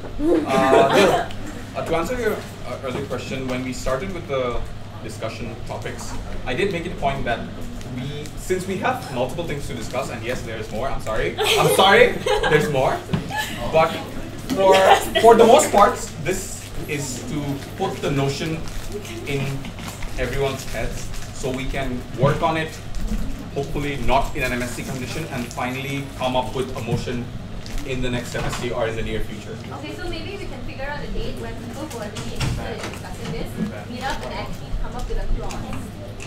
Thank you. I agree. Yeah. Sure. And not have it here. Yeah, that wasn't our plan. That was the objective. Yay.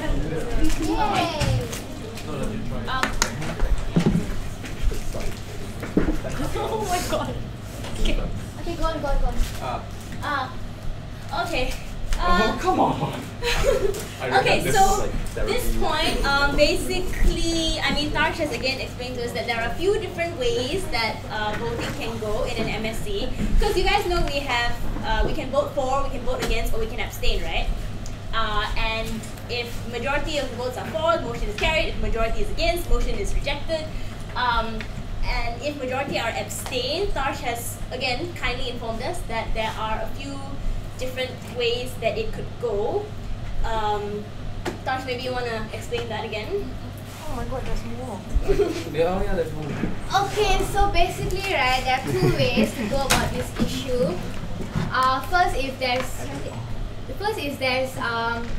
the abstain votes are higher than yes or no, then we will, option one is to ask the student council to vote again, but this time there will be only two options provided, for or against. So why usually I will implement this option is because you guys have voting rights, and I just want to give you all more time to think about a motion, and I personally don't want you guys to base your rights on abstain votes because it's not going to help much. And the second option is we won't have another voting round.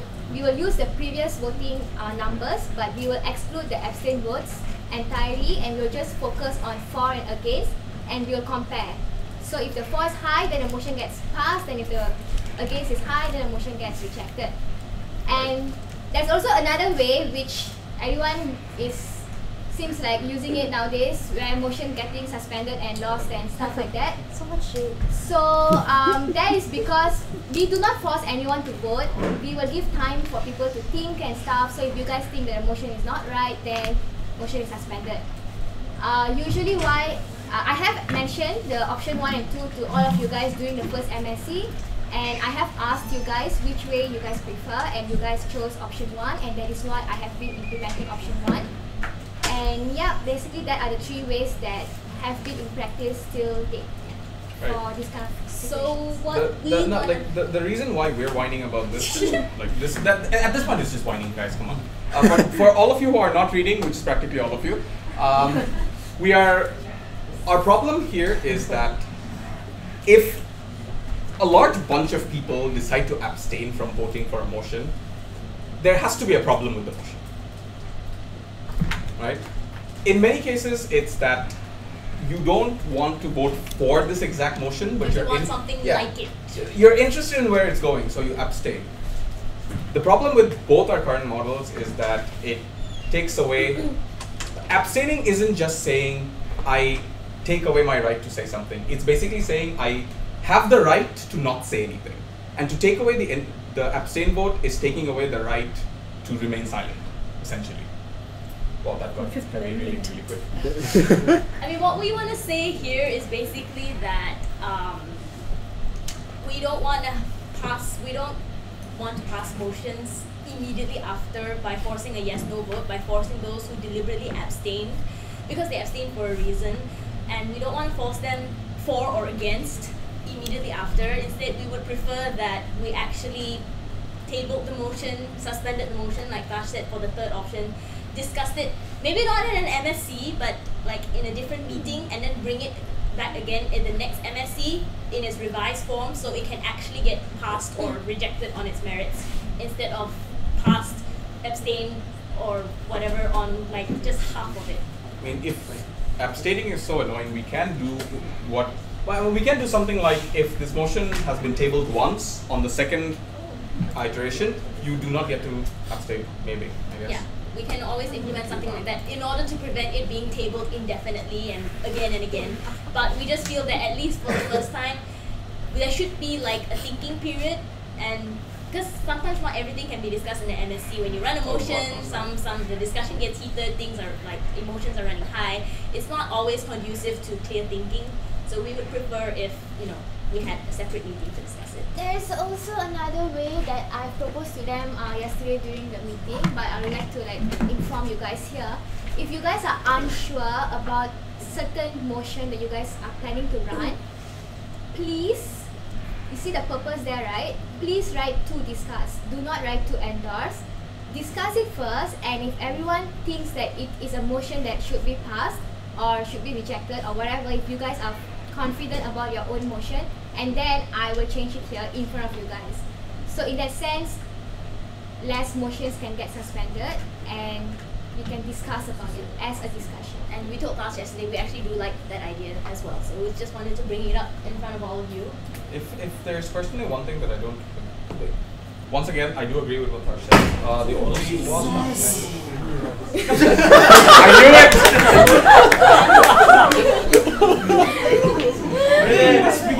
Yes. Someone to see you. Bad time. Is it touching? Why is that looking at me? I want an entrance.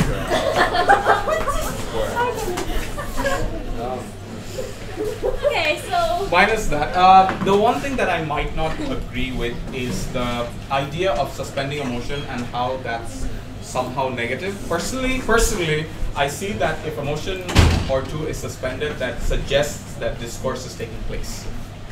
But to each their own, I guess that doesn't really have any bearing to this.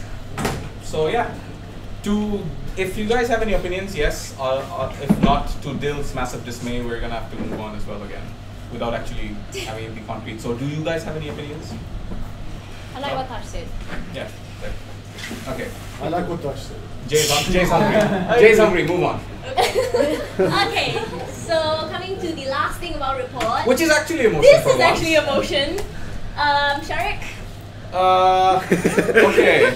If you sign something, if you approve something, if you disapprove something, please don't take it back. Does that sound right? Yes. If you write or sign a piece of document and that does something, unless there are really Extenuating circumstances, and we've please, specified extenuating circumstances. please don't take your approval back randomly. I feel like this goes to all office bearers. You have a commitment, you have a word that you give out to students and admins. So I think, once again, this is important for everyone, that if you want to approve something, I think it's really unfair and unprofessional to take it back if you don't have proper extenuating circumstances, or it's not done after a discussion with the parties involved. Yes. What did anything happen to you guys? No, absolutely nothing. Who hurt you? Absolutely nothing. This is just something that wasn't in black and white and would like to put it in black and white. I thought it's really is. You'd be surprised. Yeah, I mean essentially what we're So there is something that happened. Nope. Essentially what we're saying is that if we as MUSA members, any MUSA members from any office, whether it's the reps all the way up to the president, if we have signed something and given our approval or disapproval in whatever case, then we should not have the right to take it back without the situation we have specified in our motion is Or that we're without, willing to add more situations if you guys feel it's necessary, but the situations we have specified is that it's only okay for us to withdraw a signed approval if there results direct harm to a MUSA member or the student population, or it damages the reputation of MUSA. Or I think by extension Monash. Yeah, essentially. But we just want to say that because, I mean, we know people can change their minds. We're not saying that we're fickle, but human nature is that sometimes we do change our minds. And as MUSA members, we feel that because of our responsibility, because of our position, because of our commitment, we have given, signed, sealed, delivered. We can't take it back unless we really, really, really have a reason to. And if we do that, we do need to discuss it with the person involved instead of just, withdrawing it.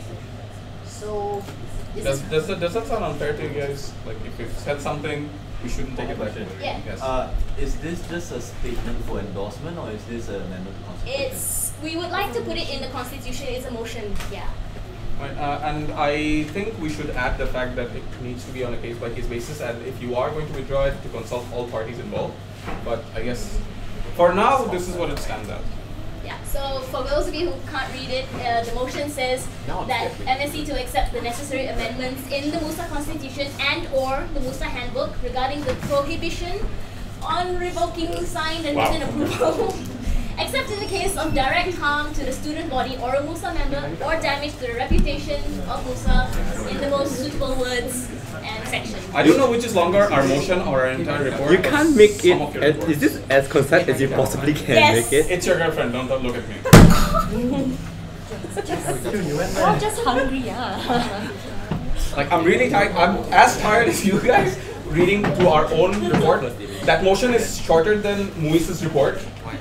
Can we, if you guys have something to say, please say it. If not, we can move on. Yes, please. Move on, please. So can I run the motion? Yes. Motion Wait. Just last question so no one's reached editing before For the sake of this discussion, no, it's fine. It's just an you addition. want to make it into black and Yes, white? Yes. Let's go with that. Yes. All good, guys? Yes. Motion 9, MSC to accept the necessary amendments in the MUSA Constitution and or the MUSA Handbook regarding the prohibition on revoking signed and written approval except in the case of direct harm to the student body or a MUSA member or damage to the reputation of MUSA in the most suitable words and section. 4. 4, put your hands up lah. So angry. Wait, some people are still reading. Guys. Okay, hands down. 4.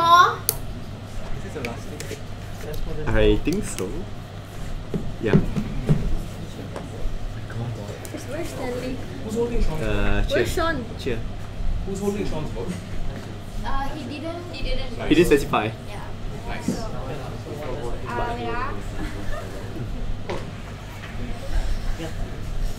Against.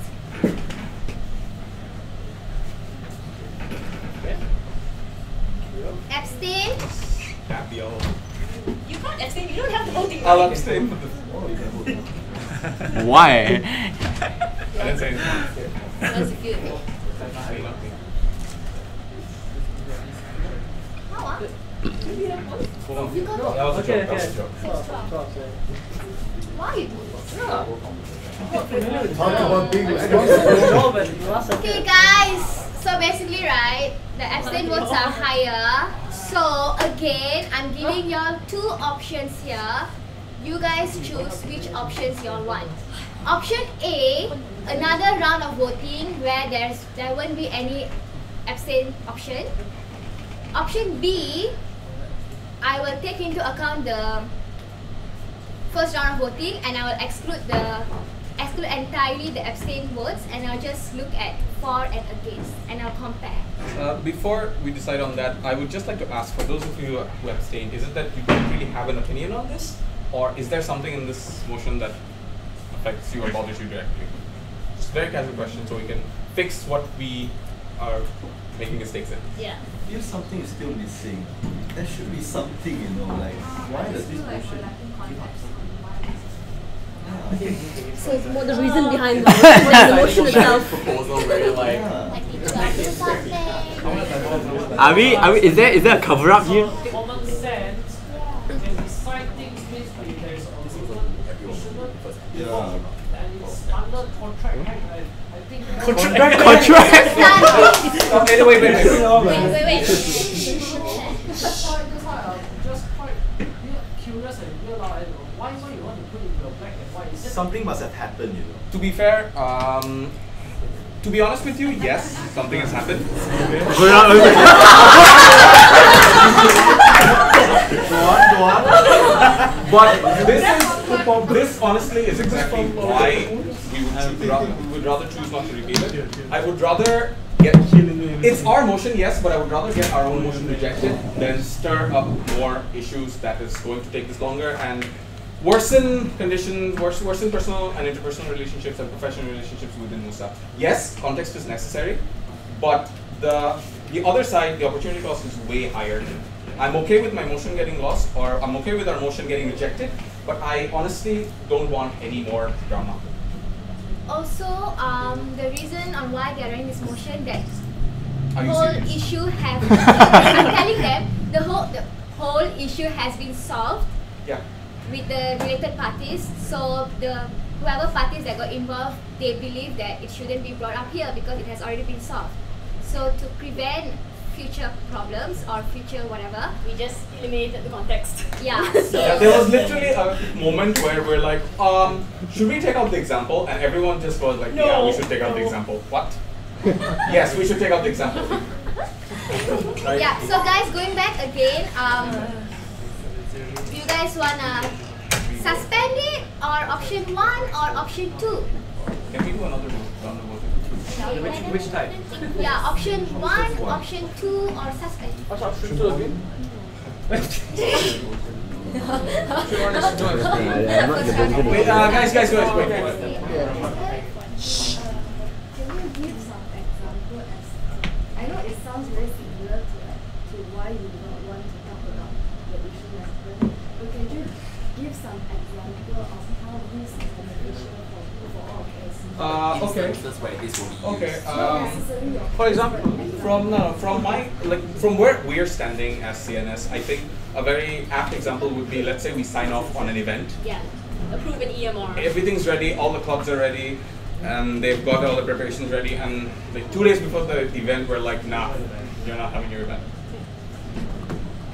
And another question, for this motion, right, it only affects MUSA members. Yeah.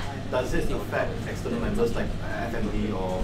We have no control over them. No control. We are bound constitutionally. We are the only ones bound constitutionally by our. Yeah. So in a sense, this motion is just to ensure that all MUSA members is bounded by the signature that we give. It is bound by the fact that we should be professional in front of students and within ourselves as well. Yeah.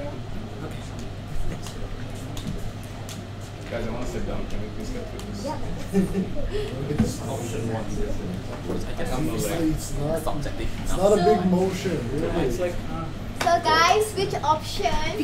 Any. What was option 1 again? I'm sorry. For another round. Rerun Rerun round. motion again. Okay. Run again. No abstain, right? Okay. No. Option 1, which means there wouldn't be any abstain option. Is that what you guys want? Or option 2? Option 1? I only see Skylar raising an opinion. What Guys, about the if rest you of guys don't speak up, we can't eat dinner. 1. Option 1. Dinner it is! Guys, you got 17 pages left here. Okay, so I wouldn't want to read this motion again. So for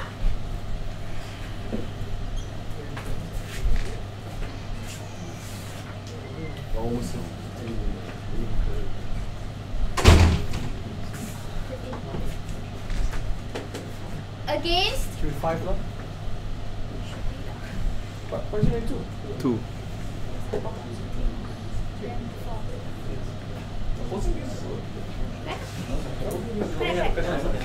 Okay, motion is passed.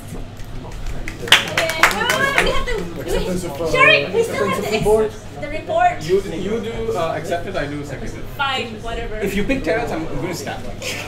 No, she's gonna pick me. Can we accept the report? Motion then acceptance of heads of clubs and statistics report accepted by. Oh my gosh, I can't see who went first. Just pick. Fine, Terrence then. Yeah. I told you. Seconded by. Hassan. Okay, Yes. this will be activities report. I'm sorry, he raised it first. He raises it first.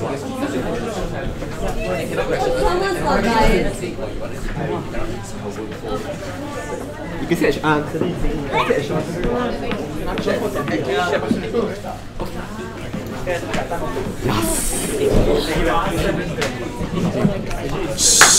Guys, please.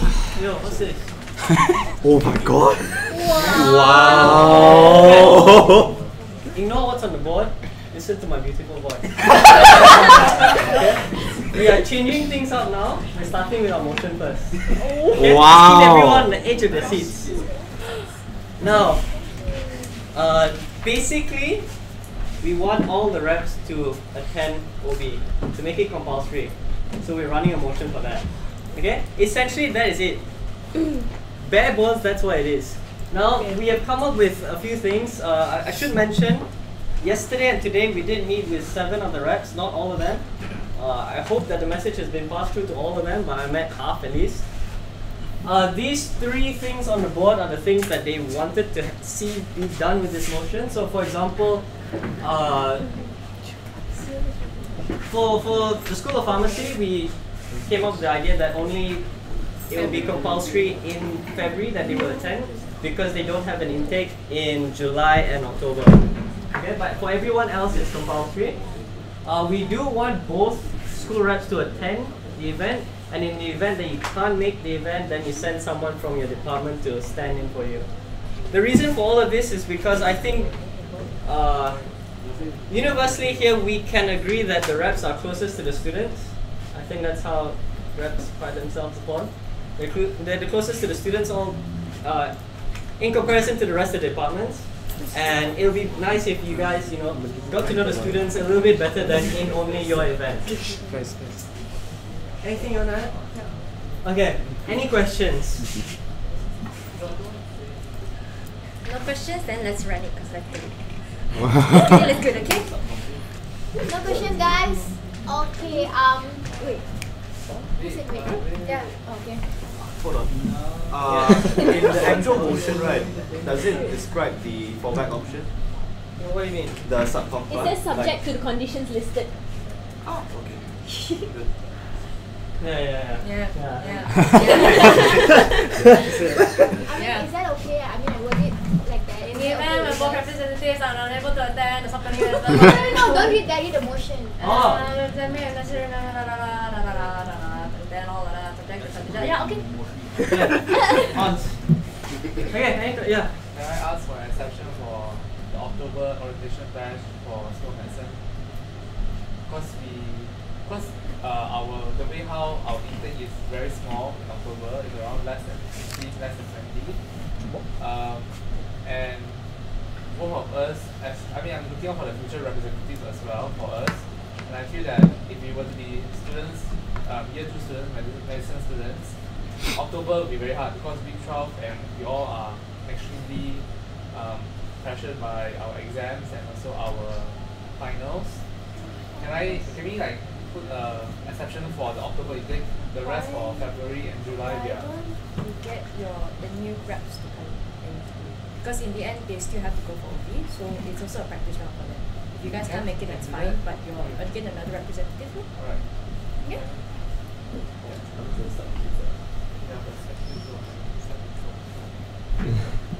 Okay. Other questions, concerns, queries, doubts? I'm running out of words. Nothing? Let's go. Motion 11, MSC to accept the necessary amendment in MUSA Constitution and or MUSA Handbook by making it compulsory for all the school representatives to attend all the orientation bash, subject to the conditions listed in the most suitable section and words. For Okay.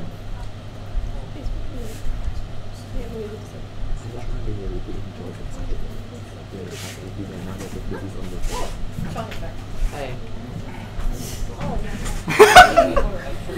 Against? The lights are on, you know. Abstain? Okay, the motion is passed. Yeah.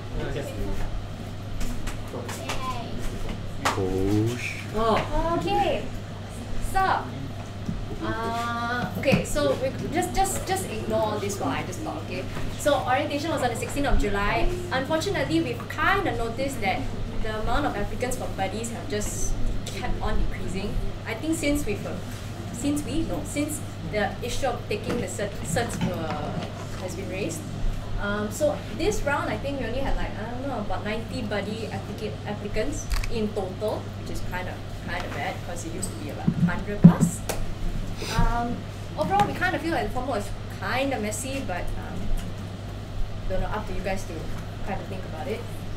Joe Makan, we also had a small part in it, some Flash Friends thing that we were supposed to do, but it didn't get carried forward, so I don't know. So the issue we faced during orientation week for our sign-ups for MUSA Day at OB was that freshies kind of left early. Not sure whether it's just this intake thing or is it gonna be a recurring theme. But I personally suspect it's because we have taken away the free food on the first day, and this is why everyone has just left. Literally, I turn around and everyone's gone. Not even joking. I do want to touch on Joe Makan for a while because no one has actually talked about it, and it was one of the events that we were collectively a part of. So I don't know who is it under? Tush? Did you say Tush? Was it Tush? Okay, so basically, I hate when there's no more experts here. Basically, Joe Makan is organized, funded completely by Student Life. Mr. Zabas here, right on time. Why did we make that noise? Yeah, okay, so coming back, Look at me.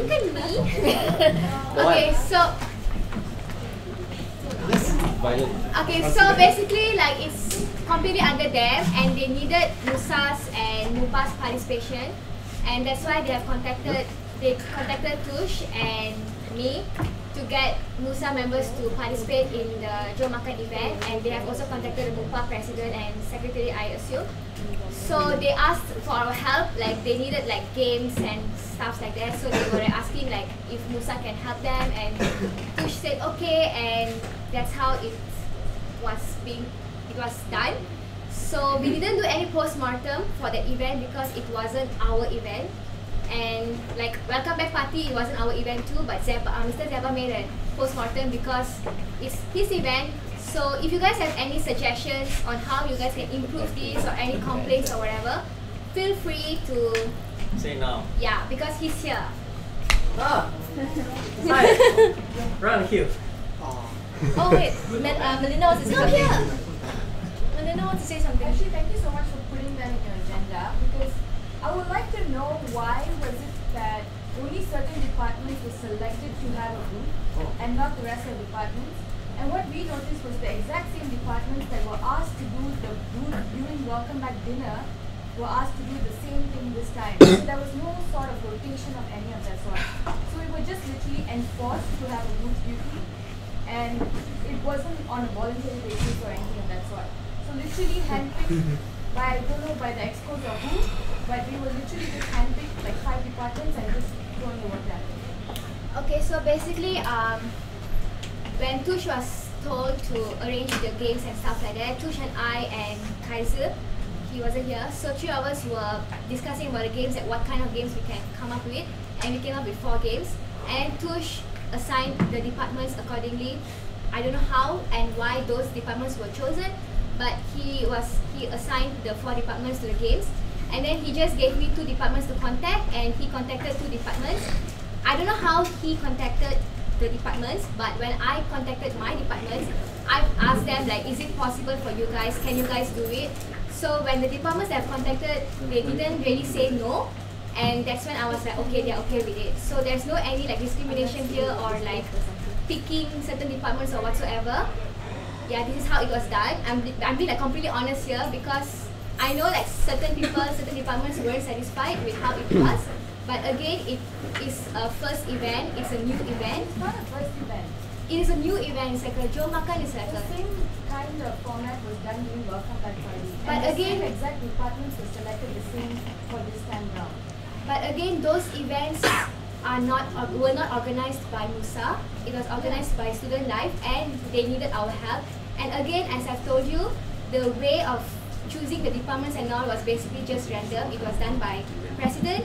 And when I contacted the departments, I asked them like, can you do this? So that's how it was done. And actually, if the departments weren't feeling satisfied, they could have told that time, but we didn't receive any complaints. That's how we went about it. Yeah. The feeling of being satisfied or not satisfied was only noticed after the event. Because during the event, it was noticed that certain departments were literally stuck to the stage the entire time with not even food left at the end. Whereas the other departments were literally just grouping up within MUSA members and not even mingling with new students and just like enjoying the event. So it's not fair for the departments that were glued to the station and just there, carrying out the game. I will definitely tell this to Tush, and I will make him to choose the departments in a better way, perhaps, I guess, in a future event if we are needed to help Student Life. So, but definitely, yeah, thank you for like letting us know in this MSC, because if there's no complaints, I mean, no news, good news, right? So if there's no complaints, then I will assume, or we will assume there's no complaints. Yeah, so thank you guys.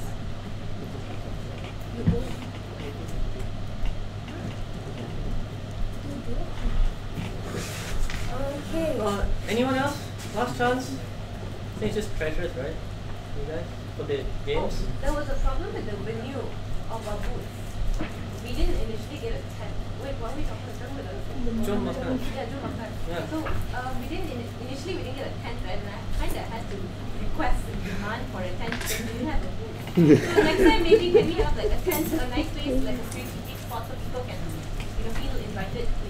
Okay. So again, like this was like last minute thing, and I think there was some kind of miscommunication between the departments.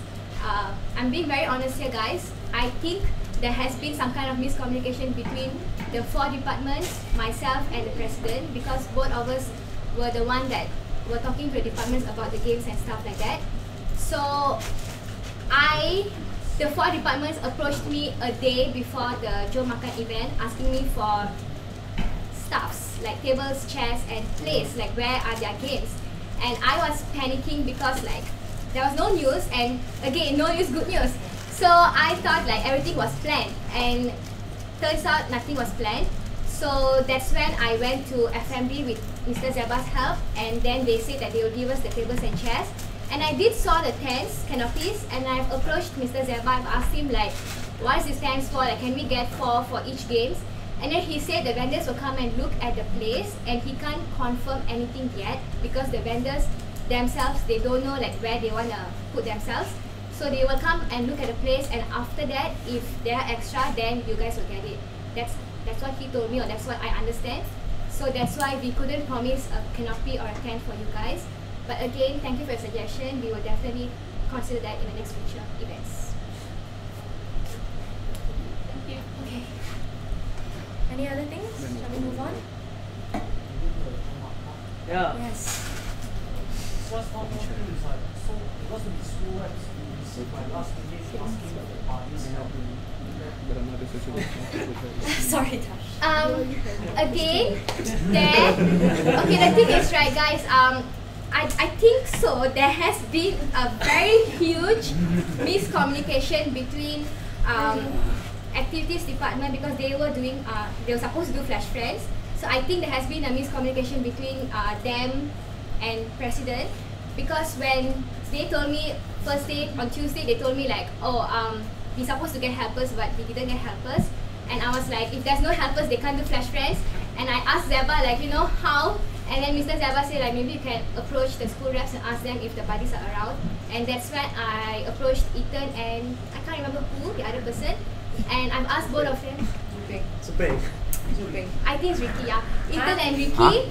And I've asked them like, please forward this message in your school reps group saying that we desperately like need buddies for their event, for their game. So I told them to get back to me by tonight, and I think 5 of them got back to me, 3 or 5, not sure. So I just like gave their names to Ryan, and he was handling it. That's why like we had to like inform you guys last minute, because I was also informed last minute about it. I think just for future reference, let's try not to use the buddies, because they've been here since 10 or 9. I understand, and I had really no choice. That was like my last option. And I did also ask a few MUSA members to ask their subcoms if they can help. But yeah, this is how I tried to solve the problem. It's mainly just for nothing process. Yep. Okay. Anything else? Hi. Why did the office smell terrible before the event? What? Yes, even before the event, for a few days, it still smelled terrible.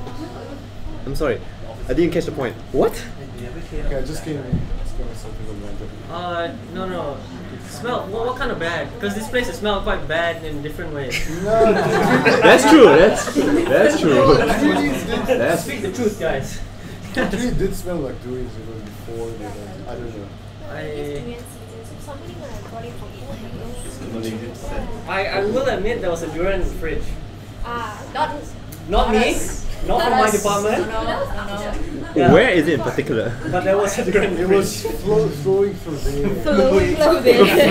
It was moving. That zone, right? I will suggest candles from Bath and Body Works. Bath and Body Works. They're quite good. Yeah, they're quite good. So very potent and on sale. Very cheap. Yes. Yeah, go ahead. So I feel like this orientation is a bit off. Kind of like the whole students showing up is really bad. I don't know. I feel you.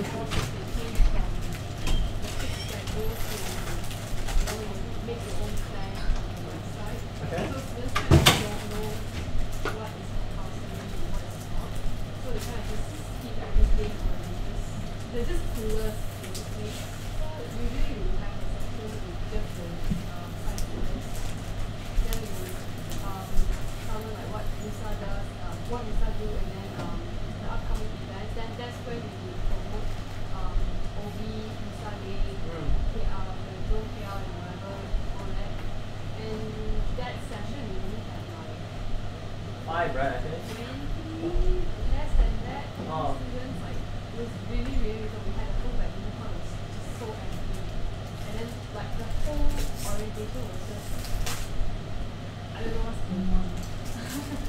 frank with you, neither did we, because the moment we came out, we were like, where are all the people? Yeah. And then our someone's like, Any other reps? And then also a couple of them just came up to us and they're like, oh, am I supposed to go to this and that? Like, what's going on? And then they were just confused all the way throughout the whole week. So International students were handled pretty well. feedback. If I may. Oh, yes. Any other feedback regarding orientation, be it the reps, be it VPs, or whoever that has any feedback on orientation, please come and see me and talk about it, because I really need feedback, because as you all might have known or not, the July orientation is when we introduce the orientation planner. First time ever we introduce it, introduce the planner for this particular orientation. So I really expected hiccups, a lot of it. So as you mentioned, the crowd wasn't there. I agreed to that. I was also wondering where the crowd went. To be very honest, I was a bit skeptical that anyone even will turn up on the first day of orientation, because I really did not know what to expect, to be very honest. So in terms of the turnout for the schools, I'll be having a post-event, post-orientation meeting with all the CMOs on the 13th of August. I will get their feedback from them. But what I really need from all of you is, because you guys were on the ground, you guys had buddies, you guys were helping out your respective CMOs. Let me know what you guys thought of the July orientation, how it can be better. I think partly because the communication between the university and the new students, some may or might not have known that we are rolling out the planner. So in terms of getting the information on what happens during the week, it's not very clear. So that one will be mostly transition based. Hopefully for the next few orientations, October onwards, we are trying to improve that and hopefully better turnout with the students. Yes? Since we're on the orientation topic, yep. I was a buddy as well, not the international buddy, just the normal buddy. Yep. So we weren't given the itinerary of like who should show up on what time and how long should they be there, something like that. Like we were put into a buddy group and a WhatsApp group, yep. And then we were told like basically come during this time to this time, and some students, they didn't, like some buddies didn't feel like, okay, I shouldn't be here for that long, and they just simply left. Okay. And some of us who felt a bit more responsible about the duties stayed, yeah, for till 4 and then we left, something like that. Alright, so thank you very much for that. Thank you very much for staying back. I think for me personally, I felt a bit bad for the buddies that actually like went the extra mile to stay back. I think there were a few sessions whereby, for example, the campus tour, because normally the campus tour is done after the school sessions. This time around, we sort of like experimented in the sense that we have like multiple campus tours that were done in like half an hour timings within those few days. So I think that was a bit difficult to juggle. Also during the buddies briefing, I think because some of the buddies were not there in attendance, so they might not know, to what extent were the schedules published with the new students. So the point of reference is always the orientation planner, but maybe again, maybe my fault, not being not able to communicate this better to all of you. But like I said, those are the hindsights that I've highlighted for myself. Next time, for October orientation, we have a schedule. Then like when we should be on post and when we can leave or something like that. Okay, cool. Can do that. I think one of the important things from OWIC is that science, they had a thing going on when there was a general studies talk. There's a general studies talk when you had a science thing going on, right? And that took away a lot of the crowd. I think that's one of the key things. What day was that? Say again? Tuesday. Okay, I think this is again maybe mentality lah, maybe a bit kiasu lah, You know why? Because I did the planner in such a way that, for example, for the general studies briefing, there will be 3 sessions. So one will be on Monday, Tuesday, for example, Monday, Tuesday, and Wednesday. So maybe students saw that maybe a lot of their friends picked Tuesday, so all of them went for Tuesday. But in actual fact, there were other sessions. the whole plan of the whole idea of having the planner is that we want to provide flexibility for the students so that they can choose which session they want to go to. So I think this is maybe, I think for the one example that I heard was for the general studies briefing on the first day, because the venue that we chosen was 4108, it was overflowed to the max. People were like standing out the door couldn't even close. Everybody wanted to attend that session and just get it done and over with. So I think we have ways to minimize this from happening for the future orientation. So maybe what we can do is we can cap each session so that they can only X number of people can attend. But I'll be more mindful in the sense that when I do my for the October orientation, I'll be more mindful in how I schedule the session so that it doesn't clash, so to speak. We try not to clash it as much as possible, but sometimes it's unavoidable. That's kind of.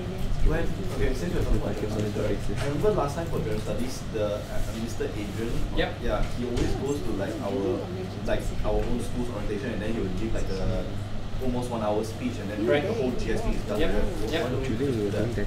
Because he has to go to 7 different schools. Yeah. So because he's the only one doing it, so he has to go to 7 different schools. So for him, that's a bit. He's been doing that for I think many orientations. So he's been doing that for like too long already. But I think he will be moving away from that. I think for future orientations, most likely he'll be putting up videos and stuff. Okay. Any other questions? Yep. Actually, for campus tour, right? Like Yep. to make it a bit more organized, because usually campus tour works because we do it within our own school. But then, like, because the booth is at different times, then we schedule different people at the booth, and different people are from different schools. So it's a bit hard because if, like, let's say a business student were to take like the SAS students around, they wouldn't really know where SAS students should go, like to the CMO and stuff like that. Unless like everybody knows where everywhere is.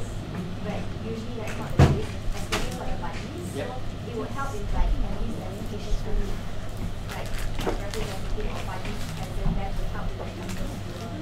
Because I feel like that's one of the things that like were a bit messy this semester, and then like the students were all like, oh, I want to go campus tour and stuff like that, but then buddies didn't know where to bring the students. So like especially Okay, so the idea of the campus tour for the July orientation this time around is instead of being very school specific, we just want to expose the new students to all the various schools. So during the buddies briefing, I did inform the buddies. We don't have to technically bring them to where the CMO is if you don't know. Just tell them. I mean, as a buddy, you should know like basic information like where School of Arts is, School of Science. You may not know the specific space, but you can sort of point to them and show them where these schools are, and then just show them the general facilities and activities that we have on campus. That was the general idea. Because every time we have a school-specific campus tour, we will have feedback from students saying that, oh, we wanted to, they never got to see the School of Business, never got to see this and that. Yeah, so we're just trying to accommodate for that.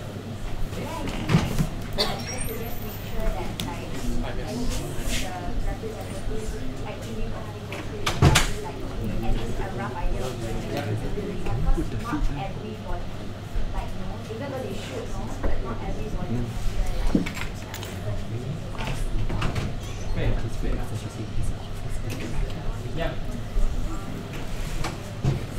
I believe all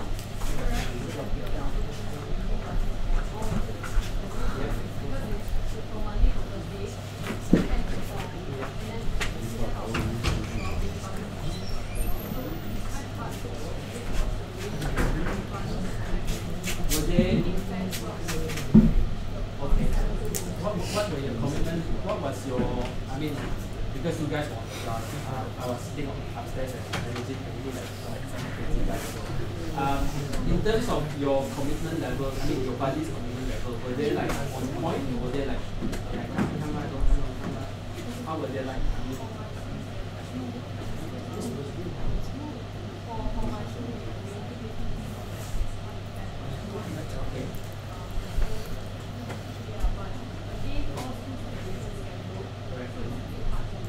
Yeah, I think partly my communication to the students perhaps wasn't that clear enough in the sense that we just wanted to have buddies there to understand lives. I do understand that in terms of scheduling, but again, this is all transitional issues.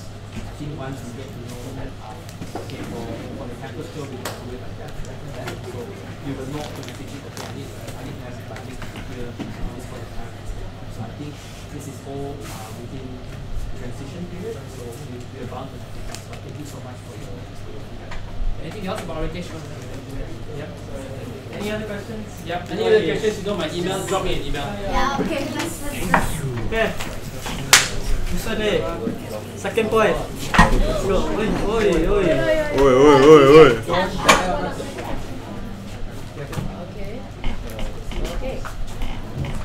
Okay. MUSA Day. Okay, so I don't think we need to reiterate the point of how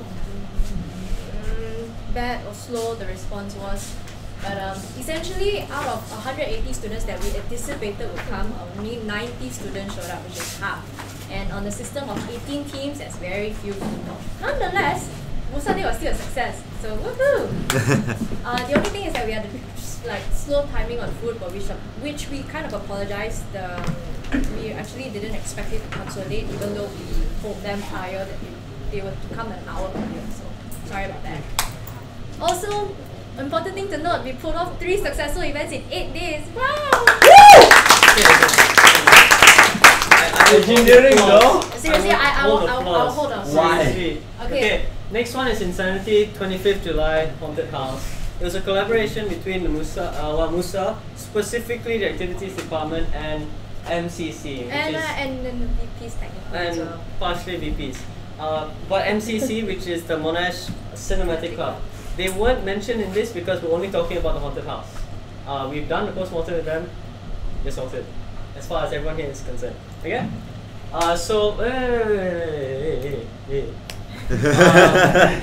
To our knowledge, this is the first time that MUSA has come up with a haunted house and to be completely built by us, so there's that. We extended it for 2 hours because of the long line, but people died inside. They literally died so with in the the costumes. end, instead of ending it at 9, we went up all the way to actually ended at 11:30. So 11:30. Whoa. Okay. So it's like 4 hours of non-stop. So if you hear the voice of "we have visitors," that's me.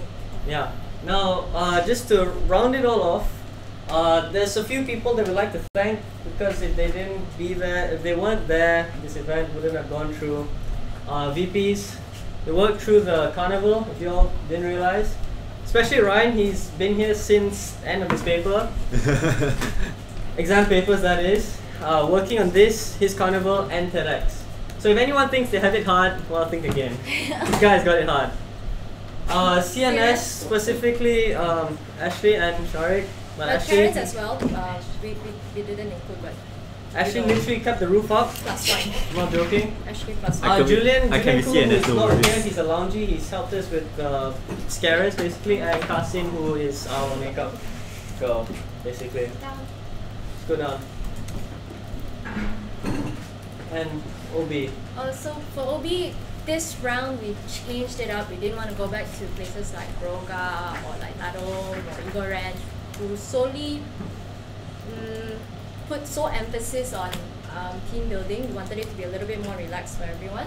So instead we went to Pavilion Admiral Cove in PD. So those of you who went, you would know that we were really met with like fantastic hospitality. We had buffet lunch, we had buffet dinner. They really took care of us. I mean, the people there were first aiders. They gave us 2-day rooms. What else? The conference room as well. All on top of whatever with no extra charge basically. I think it's fair to say 40 ringgit for 2 buffets, that's a steal. I don't care where you go. Fanciest OB meals in the history of OB. We had lamb and mussels, so that should tell and considering the location, the first time event, we only had 1 injury scare, which thankfully wasn't too bad. Well, that's that. Now, as tradition with our presentations, we do need to recommend someone, and that's Pastry Delights. I don't know if you guys know this place, but it's actually in the cafeteria. They're the sandwich guys. Yeah. They're pretty good. Is it the one that's like the Sri Lankan store? Next to that. Next. Next to the Sri Lankan Next to store. the Sri I don't know the Lankan hygiene workings, but you know, they're quite nice. Sandwiches. Oh. So With the big grass, right? Yeah. So essentially we had a bit of a huh? No. Diagonally or behind. So The one next to the Malay shop. So if anyone's looking for breakfast for the event, these guys are really nice and they come up with a load of sandwiches which everyone pretty much devoured. Yeah. So. I mean, to give you the rundown of what happened, we had an issue with Asian Recipe, and essentially it was just the timing of delivery for them. They said they can come in at 7:30, but we were like, we need to leave at 7:45. So breakfast is a no-go when it comes to that, right? So we, out of desperation, we just asked Pastry Delights, and they're like, yeah, sure, we'll come in. I'll deliver it personally to you. You know, this is how much you just need to give. You know, in like a span of less than 12 hours or within 12 hours. So we really appreciate that kind of help, and it'd be nice if we could support them as well. Yeah. Okay. Now, please scroll back up. Habis. Oh no, cool. Okay, so I don't know how to put this nicely because I don't know. I honestly don't know how to put this nicely without hurting a couple of people's feelings. So I'm sorry in advance. But when I joined MUSA, everyone told me that it was going to be cutthroat. People are not going to support you, whatever. Fine. When it came to students, I didn't care. I couldn't care because students don't know how hard it is. It's okay. That's fine. It's not on them. It's just how it is. And honestly, I don't know how to tone it down other than the fact that I'm super disappointed, frustrated, and pissed off with quite a number of everyone, to be very honest with you. And I don't know what to say because, to be very honest, here we are saying that we're here to help you, we're here to help you, you are our first contact when you need anything. You know, we have your back, we don't want to fight, and yet I feel like we have been the most passive group to ever step into office. Passive not only in terms of helping each other out, passive in terms of just response, passive in everything. And I don't know how to make this nice because, well, I'm very, very pissed off. Because at this point, no. Go to the right place. At this point, when it came to MUSA Day briefing, a couple of departments showed up. The editors showed up full. Ashley was sick. CNS showed up full. I think welfare showed up on time, and then a couple of them some people just didn't even bother telling you, hey, I'm not gonna be here, but my partner will be stepping in. It's just, on the day of the briefing itself, despite notifying everybody, it was just an empty desert of people. Just an empty desert, a couple of kids there going, okay, so this is how it is. And I get it, we said no dry runs, that's fine. But what we really wanted to do was make sure that everybody knew what was going on, to brief everybody again, and to have that lack of respect and the lack of professionalism when it came to that. Didn't hurt my feelings, to be honest, but it really disappointed me because how do you stand here and say that you're MUSA, that you have better work ethics than some people? I'm not saying all, but better work ethics because you know the system, you know this, you know that, and yet in the simplest things that you can do, you do not do. I don't know what to say about that, to be honest. And then the post-mortem, it was as it was. Those who attended, you can see, you saw. And I don't know what to say about us anymore because here we are saying we're not going to fight, we're not going to fight, we're not going to fight. Fine, we're not going to fight. But we're not doing anything at all. We literally have not done anything aside from our own individual achievements. But as MUSA, we have not stand for anything. And I don't know what to say. Every year it's like, when we came in, people started telling us. I've heard people's predecessors say, they're not going to do well. We don't really have confidence in them. And I was one of those people saying, no, it's okay, it's fine. I'm pretty sure they will step up. Semester 2, and we're worse than semester 1. I don't know. And I'm so disappointed with everybody because of that. The lack of stepping up, the lack of togetherness, especially when you guys know how difficult it is to be a MUSA member, to balance everything on your shoulders and just not even bother with the simplest task. that one person can ask you to do. I don't want to talk that's MUSA Day, but Ryan's gonna handle insanity because I'm not gonna be happy about it if I talk about it. Right. If insanity was yesterday, this would be much worse. Honestly speaking, this would be much worse. Okay? Where do I start with insanity? Because literally it has made me gone insane with dealing with a lot of people. I might have the biggest department in terms of subcoms, but I barely pulled this event through by myself. Okay? If anyone here can come back and tell me they're tired, they can't help out, friends, it's time to wake up and smell the coffee. Seriously. I've been working since my last exam. Okay? Till today. To get 3 events done. I haven't had a SAM break. Okay? Let's get that straight first. I haven't had a SAM break. Now, I don't know if you guys have realized or read the group chat, but at least 4 messages were sent to everyone begging and pleading for help on this event.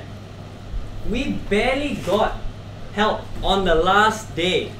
This is how close we were to failing this event. We would have disappointed so many students because people could not be bothered to show up. Literally could not be bothered. Had better things to do. I was here from 10 a.m. and I left at 12. I left with the guards. They closed up after me for 3 days straight. I started work on this haunted house on Friday after MUSA Day. So if anyone can come back and tell me I'm tired, I don't have time for this, what are you guys doing here? Seriously speaking, what are you guys doing in your office? Can anyone answer me? Is anyone busier than myself or Ryan down there? TEDx, Carnival, and helping us out with this haunted house. Does anyone else have a better excuse? Let me tell you something, even after the carnival, their entire department helped out. They came at 11 o'clock to put my roof up. That was one roof, guys. One roof? Out of 3 roofs that we had to do on a 6 by 6 meter room. And if you know what 6 by 6 meter is, you will understand it is a very, very, very big room. Look, I'm not asking anyone here or your subcommittee members for the amount of work Ashley did. She did way more than anyone on that day. Fair to say, she kept my roof up. I'm not asking for that. I'm asking for you guys to show up, show some support. Yeah? Lend a hand somewhere. Help clean up or something. You know? Set a few tables up. How many people actually attended the event? Can I see a show of hands? Cool. How many did it? Want to put your hands up now? Great. I personally wish the camera was turned the other way so we could actually see what the results were. So if anyone here can say it was a successful event, fair enough. But in my eyes, I don't see it as a success for MUSA.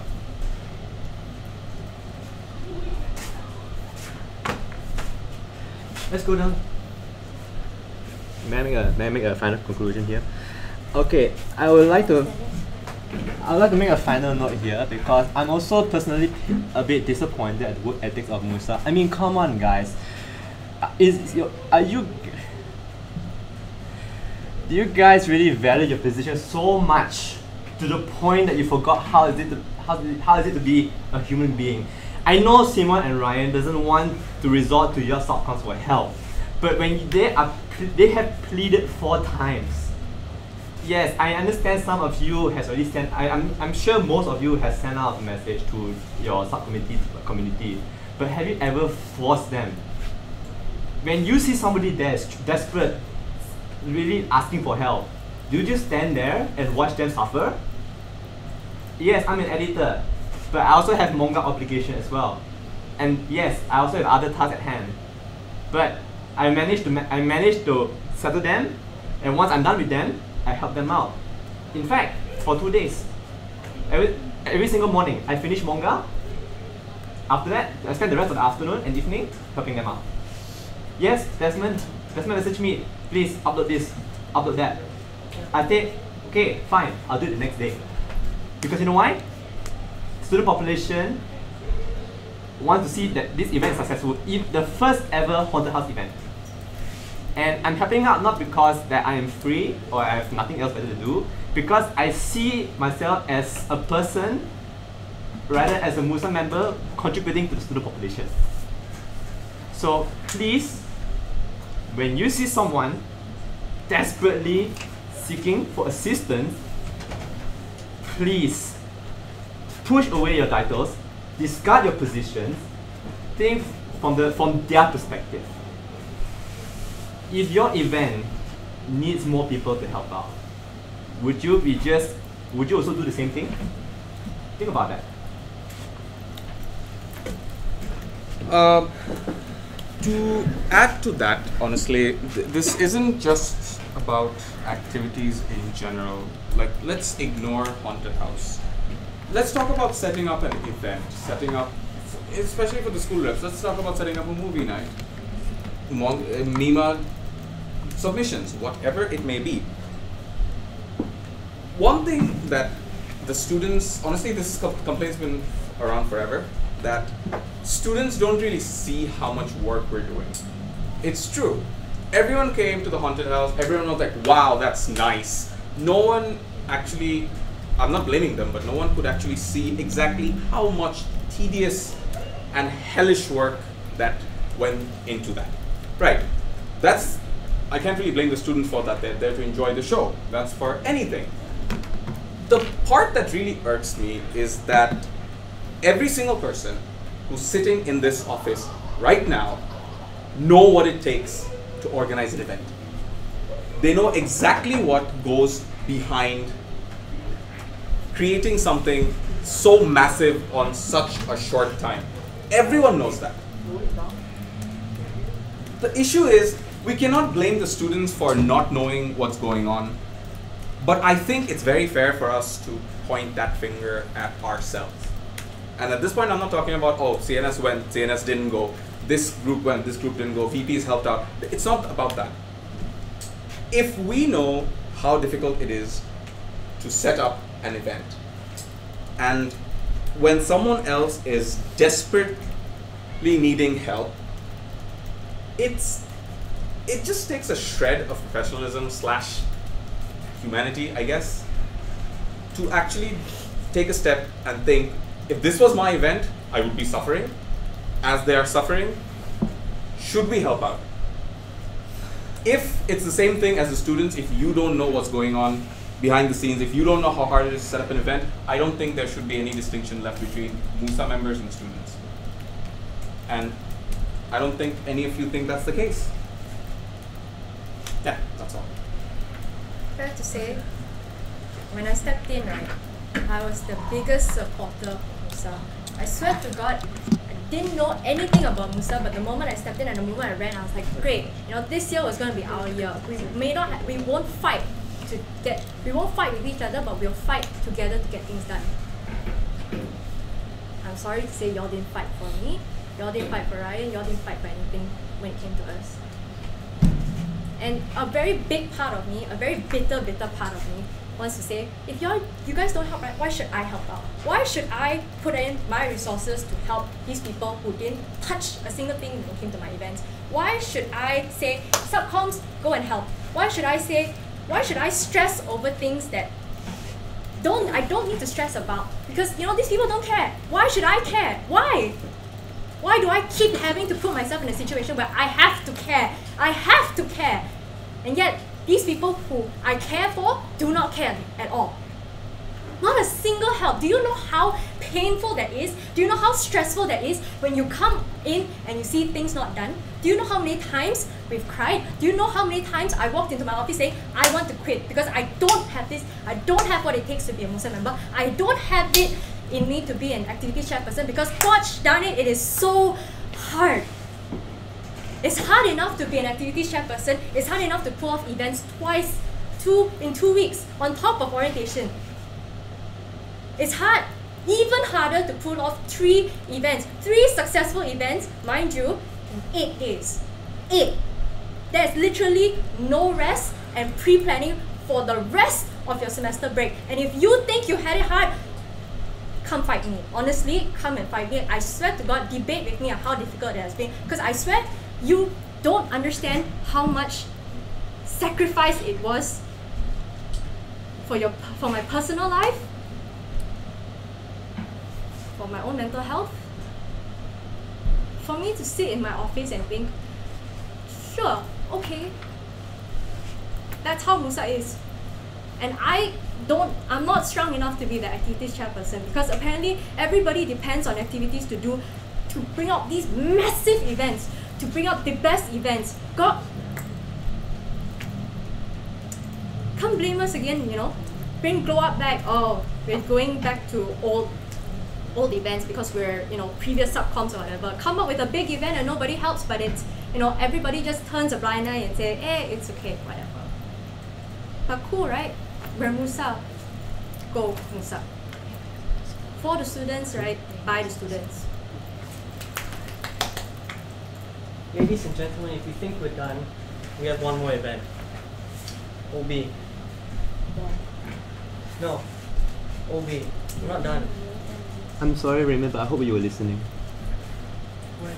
Supin, please remind all of us here who attended OB for the reps in July. No, in February.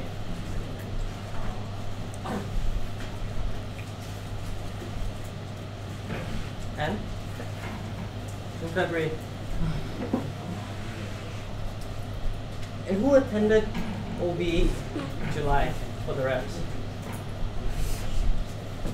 This is why I decided to run the motion. Approximately 6 months ago, I stood here in front of everyone and I said, guys, I wish you guys came for OB. Yeah, I wish you guys came for OB. We have 2 more in the year. Let's see the numbers rise. I thought those numbers would not drop from 2. Thanks, Supin, for showing up. Seriously, thank you. Now you all know why I ran the motion. That's the true reason why. Support? Support system? Can anybody tell me what that is? Because if you tell me it's MUSA, it's not it. It's not it this year. Maybe next year, but not this year. So I don't know what else to say. I don't know what else to say. No, let's cap it off here because, you know, there's only so much we can say. So if you decide, hey, don't want to accept this motion, fine, I mean, come with the same thing again. So shall we? Yep. Any questions? Motion 12, acceptance of activist chairperson's report, accepted by? Ashley. Seconded by? Terence. Sorry. Thank you. Next will be welfare's report.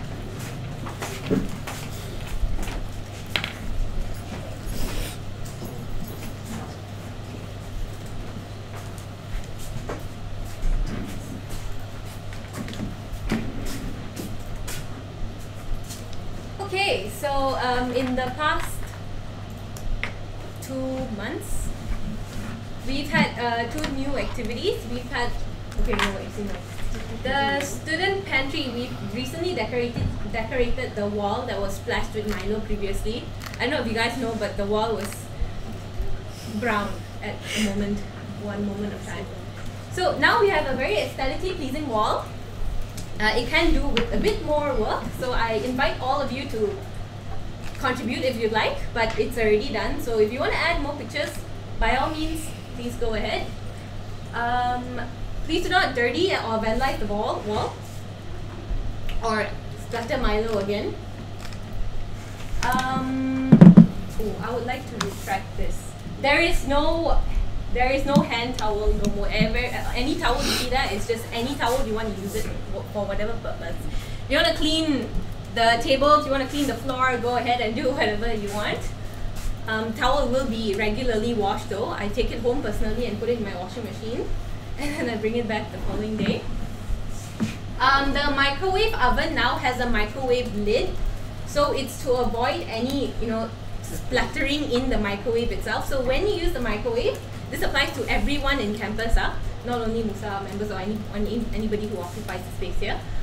Whenever you use the microwave, please use it with the lid, alright? Because I can't expect my subcom to clean the microwave.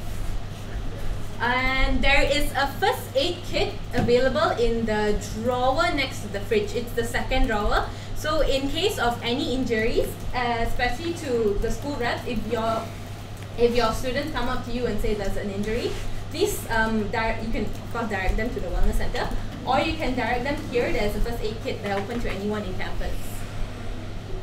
Next. Okay, so this is something new we've introduced. FMD actually approached us with this. I've got two subcoms heading this. One is Jovita and the other one is Hemala. They're both spearheading this program. It is essentially to inspect 6 study spaces around campus. They're under the facilities department, and they are building 3 level 1. There's the Lepak place, which is the other canteen. Building 7 level 4, which is the library extension, which isn't actually under the library. It's under the facilities department.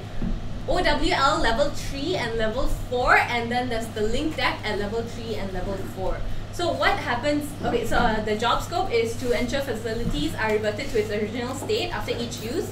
And if occupied, these study space wardens would advise the occupants to do it themselves after its use. So when it's vacant, these study space wardens would arrange the furniture in the way it was originally placed. And building 7 level 4, there are group study rooms, right? And there is currently no booking system for it. It will be integrated into the RBS system, but the facilities department is still working on it. So these wardens would move all belongings to a shelf area if the booking slot is exceeded. But this is only to be effective once the discussion room bookings are integrated into the RBS.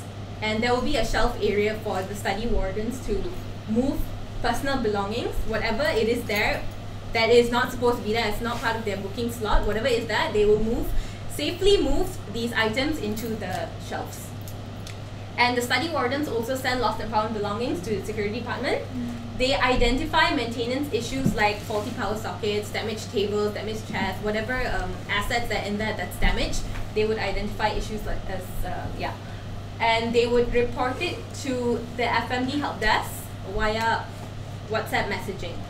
So basically there is a group of all the study space wardens and 2 FMD staff, one FMD staff. And if they see anything that's missing or that's broken, any damage they want to report, they do it through this WhatsApp group. So to sum it up, you guys can expect these 6 study spaces to be secured and maintained at all times. And that will be the end of my report. Yes, questions? Who was involved in discussions for the study spaces? Discussions. Okay. So yeah, I forgot to mention that I can't remember when, but we released the poster into the MUSA Facebook page to hire about 20 to 23 people to sign up for this job. Students are paid. I forgot to mention this earlier too. Students are paid 5 ringgit an hour to run this job. Okay, so there is a group of 23 people, and Jovita and Himala are spearheading this project. So, yeah. No, my question is that the discussions of assigning these studying spaces in 24 hours, who was 24 hours? Yes.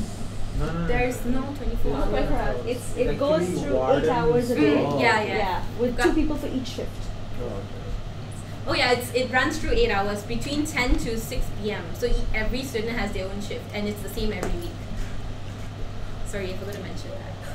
Okay, any more questions? Okay, thank you. Motion 13, acceptance of welfare officers report accepted by Meta. Seconded by our friend over here. Shuvo. Alright. Next will be editor's report.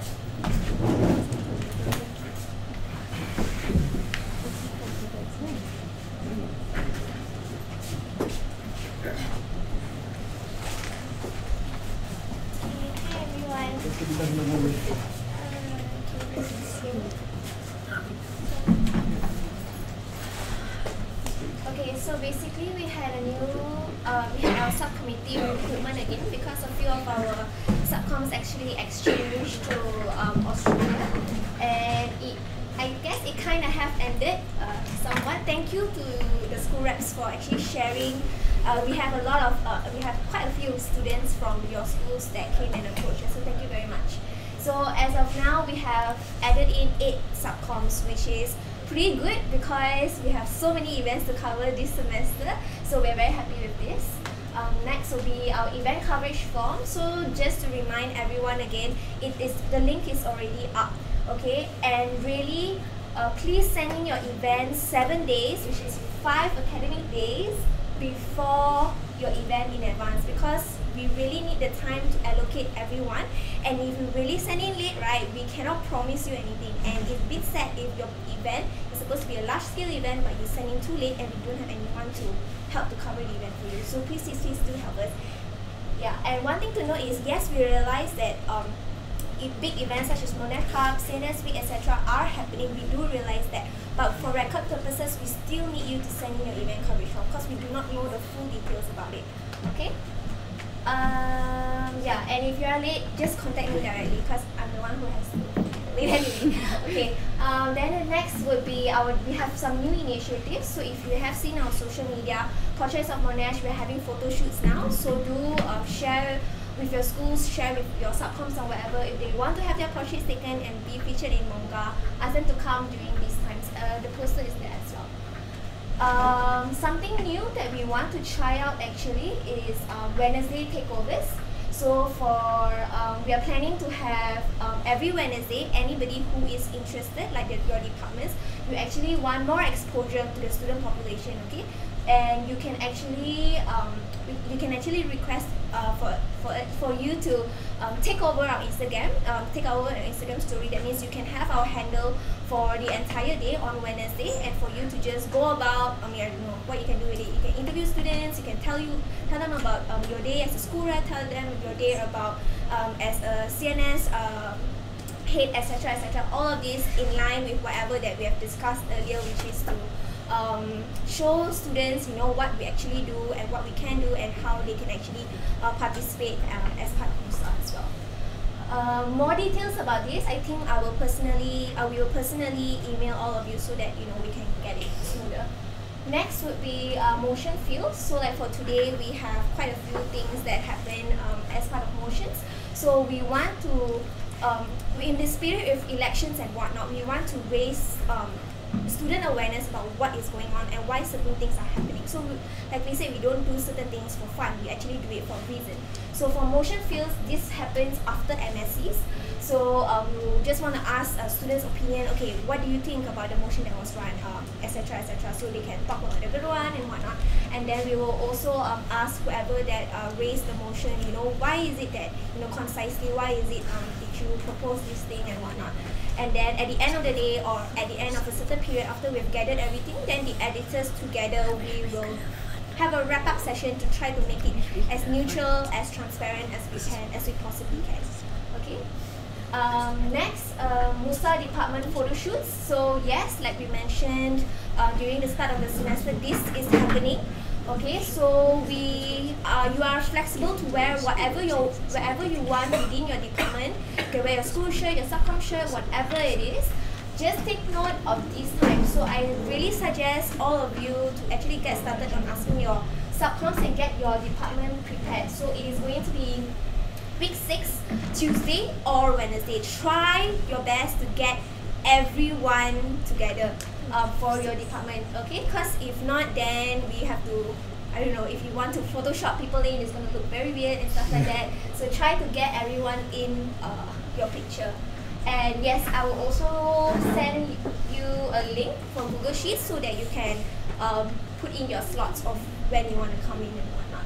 And anytime and if really these 2 days don't work out for you, reach out to me and we will try to sort something out, okay? But worst come to worst, we are still probably just going to go on with it. You just have to do with whatever that you have, okay? Number 5, election parties photo shoot. So yes, so we will be taking photos for the official photos for the different election parties that are going to be in this year's election. Yeah, and yes, party heads will be contacted as well. Next. Yeah, okay, so Back to the motion that we wanted to run in the previous semester. So yes, we don't have funds again for Monga, okay? So this time around we do have not to say a concrete plan, but we have already asked the VPs. Actually, they have kindly offered to allocate some money for us from their budget. So this is just a breakdown for those of you who love numbers of what it looks like. So currently we only have that amount of money. Just bear in mind for the editors, that is only for Monga. So we're not even touching stuff like if our equipment breaks and stuff like that, okay? So we just want to focus on this first. So yeah, so the estimation will be 17K, blah blah blah, that's the breakdown of it. Then next will be, yeah, and then other expenses, thematic month prizes, we are still having thematic month and miscellaneous, whatever that we need. So all in all, we are only requesting 2.5K from the VPs. And yes, they have already agreed, and I also have WhatsApp photos to show you if you want to see. But yes, so basically that is it. So yeah, can run the motion. Anybody have any questions before that? Come. You don't like the numbers? You have something wrong with it? I can tell you why we need it. Official petition to change the name of motion fields to motion sickness. Was that at this point where else sick of it? Yeah, we should. Yeah. I just want to just emphasize a little bit more about the motion sickness. So how we're gonna do that is this. So let's say, for example, the motion that activities just run, which is all school reps must participate in OB, right? So as mentioned in the report, it will be asked after. It will happen right after MSC. So when the motion is passed on Friday, when we come back on Monday, we'll ask the motioners. Rather, we ask the students first. Sorry, we ask the students first on Friday evening. This motion was passed. What are your thoughts about it? Tell us. The top 3 questions we present to the motioners, and in this case, the activities, asking them why do you think this motion should be passed. Or rather, and then we'll take their answers and then we'll wrap it up so that make it as neutral as possible from our end. Then we present it back to the students. Because what we have noticed is that students' perception of MUSA is due to the fact that we're not communicating with them.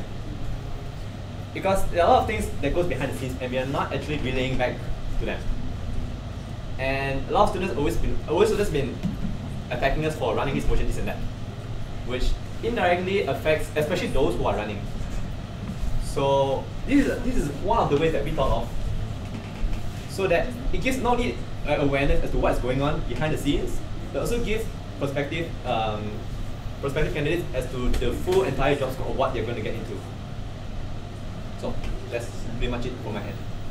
But it's pretty much on trial run now. We're just Yeah, see exactly. how we want Yeah. to play around with it. Yeah, that's right. Yeah. Any other questions? Okay. Motion 14, MSC to accept the fund transfer that is worth RM 2,500 from the Vice President's Department to the Editor's Department for the reasons mentioned above. 4.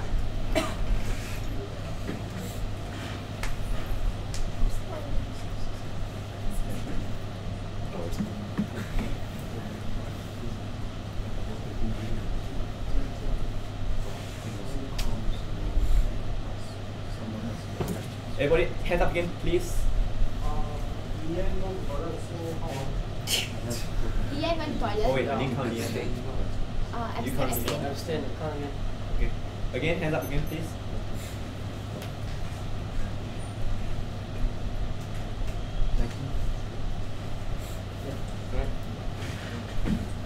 Against? Abstain?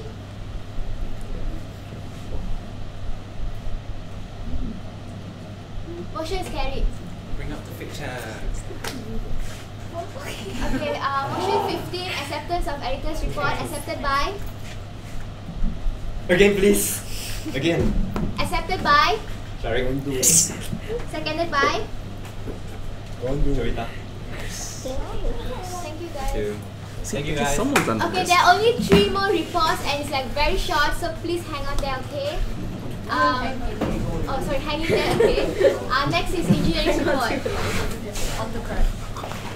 Okay, so in the last semester we have an event in week 12 that, not event, it's just a certificate cookie giveaway to the student that who have done Setu, and in total we give out like 324 cookie to the student in total lah. So we expected like 360, but only turned out like 324 students actually signed up. But it's a good thing, like it's like another 40 cookie I think like goes to other students.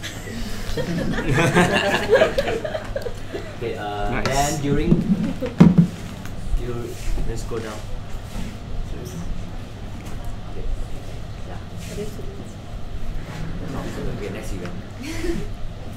Okay, the next event is the Escape 2.0, which we held during Sam break. It's a 2-day thing. We ran Penang Escape Park and others like tourist spot to have some Penang food there. So on the first day we depart from the Monash, Malaysia at 2 AM and arrive at Escape Park at like around 10 AM. So after the Escape Park, around like 8 PM, we went for the dinner in Greenland hawker store. Then after that, we sent them to their service apartment. So in another day, we went like some heritage area for them to like walk around there and have some Teochew gender over there. So after that, around 1 PM, then we depart from Penang and come back here.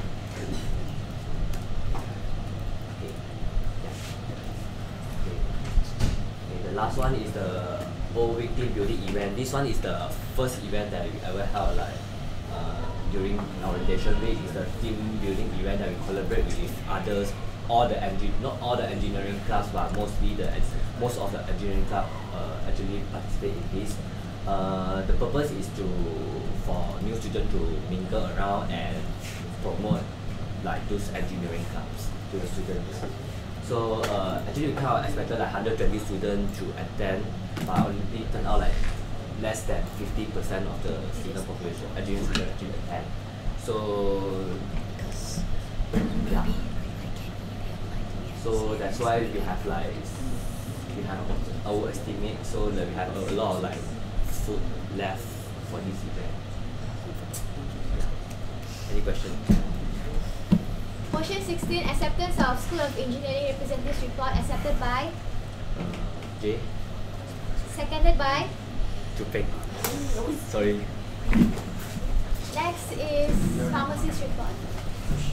Your white is completed. So let's start with a really quick one.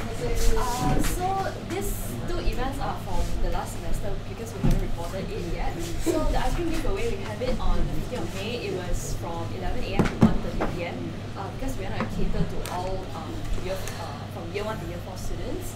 And then we invited Makan Makan Gelato, a total of 240 scoops were given out. And we distributed coupons. This is the design of the coupon, designed by our publicity team. So we give this coupon to each student from School of Pharmacy, and they are asked to show the coupons in order to redeem their ice creams. So overall, the event was smooth and it was a success. Yeah, this was the poster and our booth. The next event is regarding the School of Pharmacy camp. So this event was held during the semester break, a collaboration event with FAST, Monash University Pharmacy Society, and it was a 3 days 2 nights camp at Senanye Eco Venture Resort, but the campsite was really not good. Yeah, I'll talk about that later. Then the participation was quite good. 100 pharmacy students and 23 committees from both MUSA Pharmacy and MUFAS involved in this camp.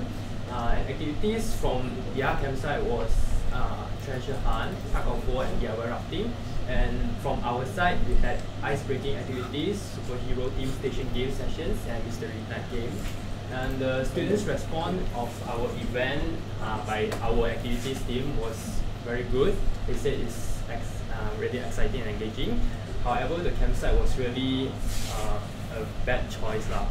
So I have received a few feedbacks from students is regarding this campsite. Is they complain about the campsite suddenly don't have electricity, so they say the swimming pool cannot be clean, and then the dorm is really terrible. Got a lot of mouse running around. And the food was terrible. Yeah. And we reported to the campsite on the first day, but they said it's fake, so cannot change already. Yeah. And they changed the activity without notifying us also. And the last thing is that they take our photos and post on their social media without informing us. Yeah. And one more thing to add on is they even charge us extra for requesting water.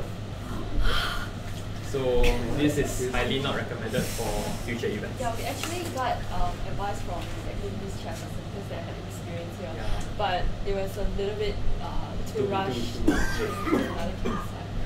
So yeah, we experienced that. So okay, thank you. As the camp itself, how was the students' response to the problems you guys faced? Like, how did they react? What did they tell you? What were they telling each other? Like, how was their overall response to all the difficulties that you faced in this camp? You mean towards the campsite or our activities? No, to the campsite itself. The students' response was quite frustrating. They found the rats. They came to us, and we instantly. I would say kudos to our committees because they were the ones who handled all the problems because we couldn't reach the campsite, the person in charge, they were not really responsive and we had to handle it. Any questions?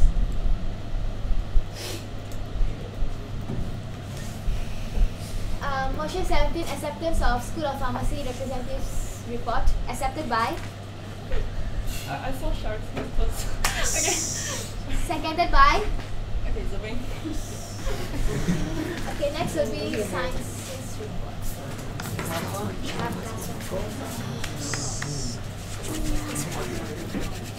Is that really the last one? It is really the last one. So, on 18th of July, we had an industrial trip to Cancer Research Malaysia, open to 40 students and 33 responses were recorded and 30 students turned up.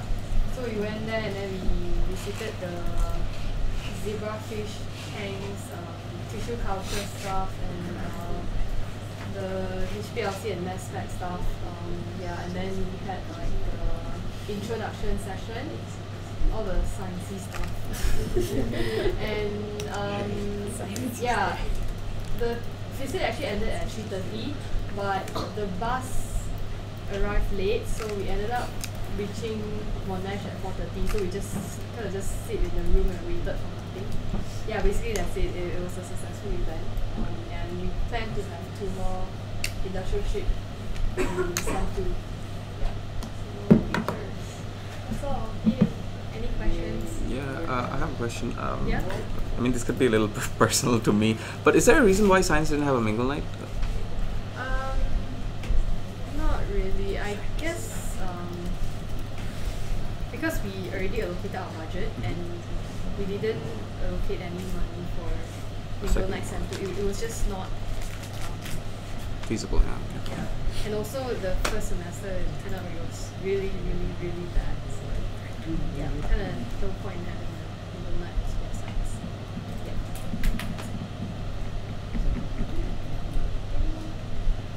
Motion 18, acceptance of School of Science representatives report, accepted by? Sorry? Seconded by? Shari? Oh, you know you said it. Okay guys, meeting adjourned. Probably.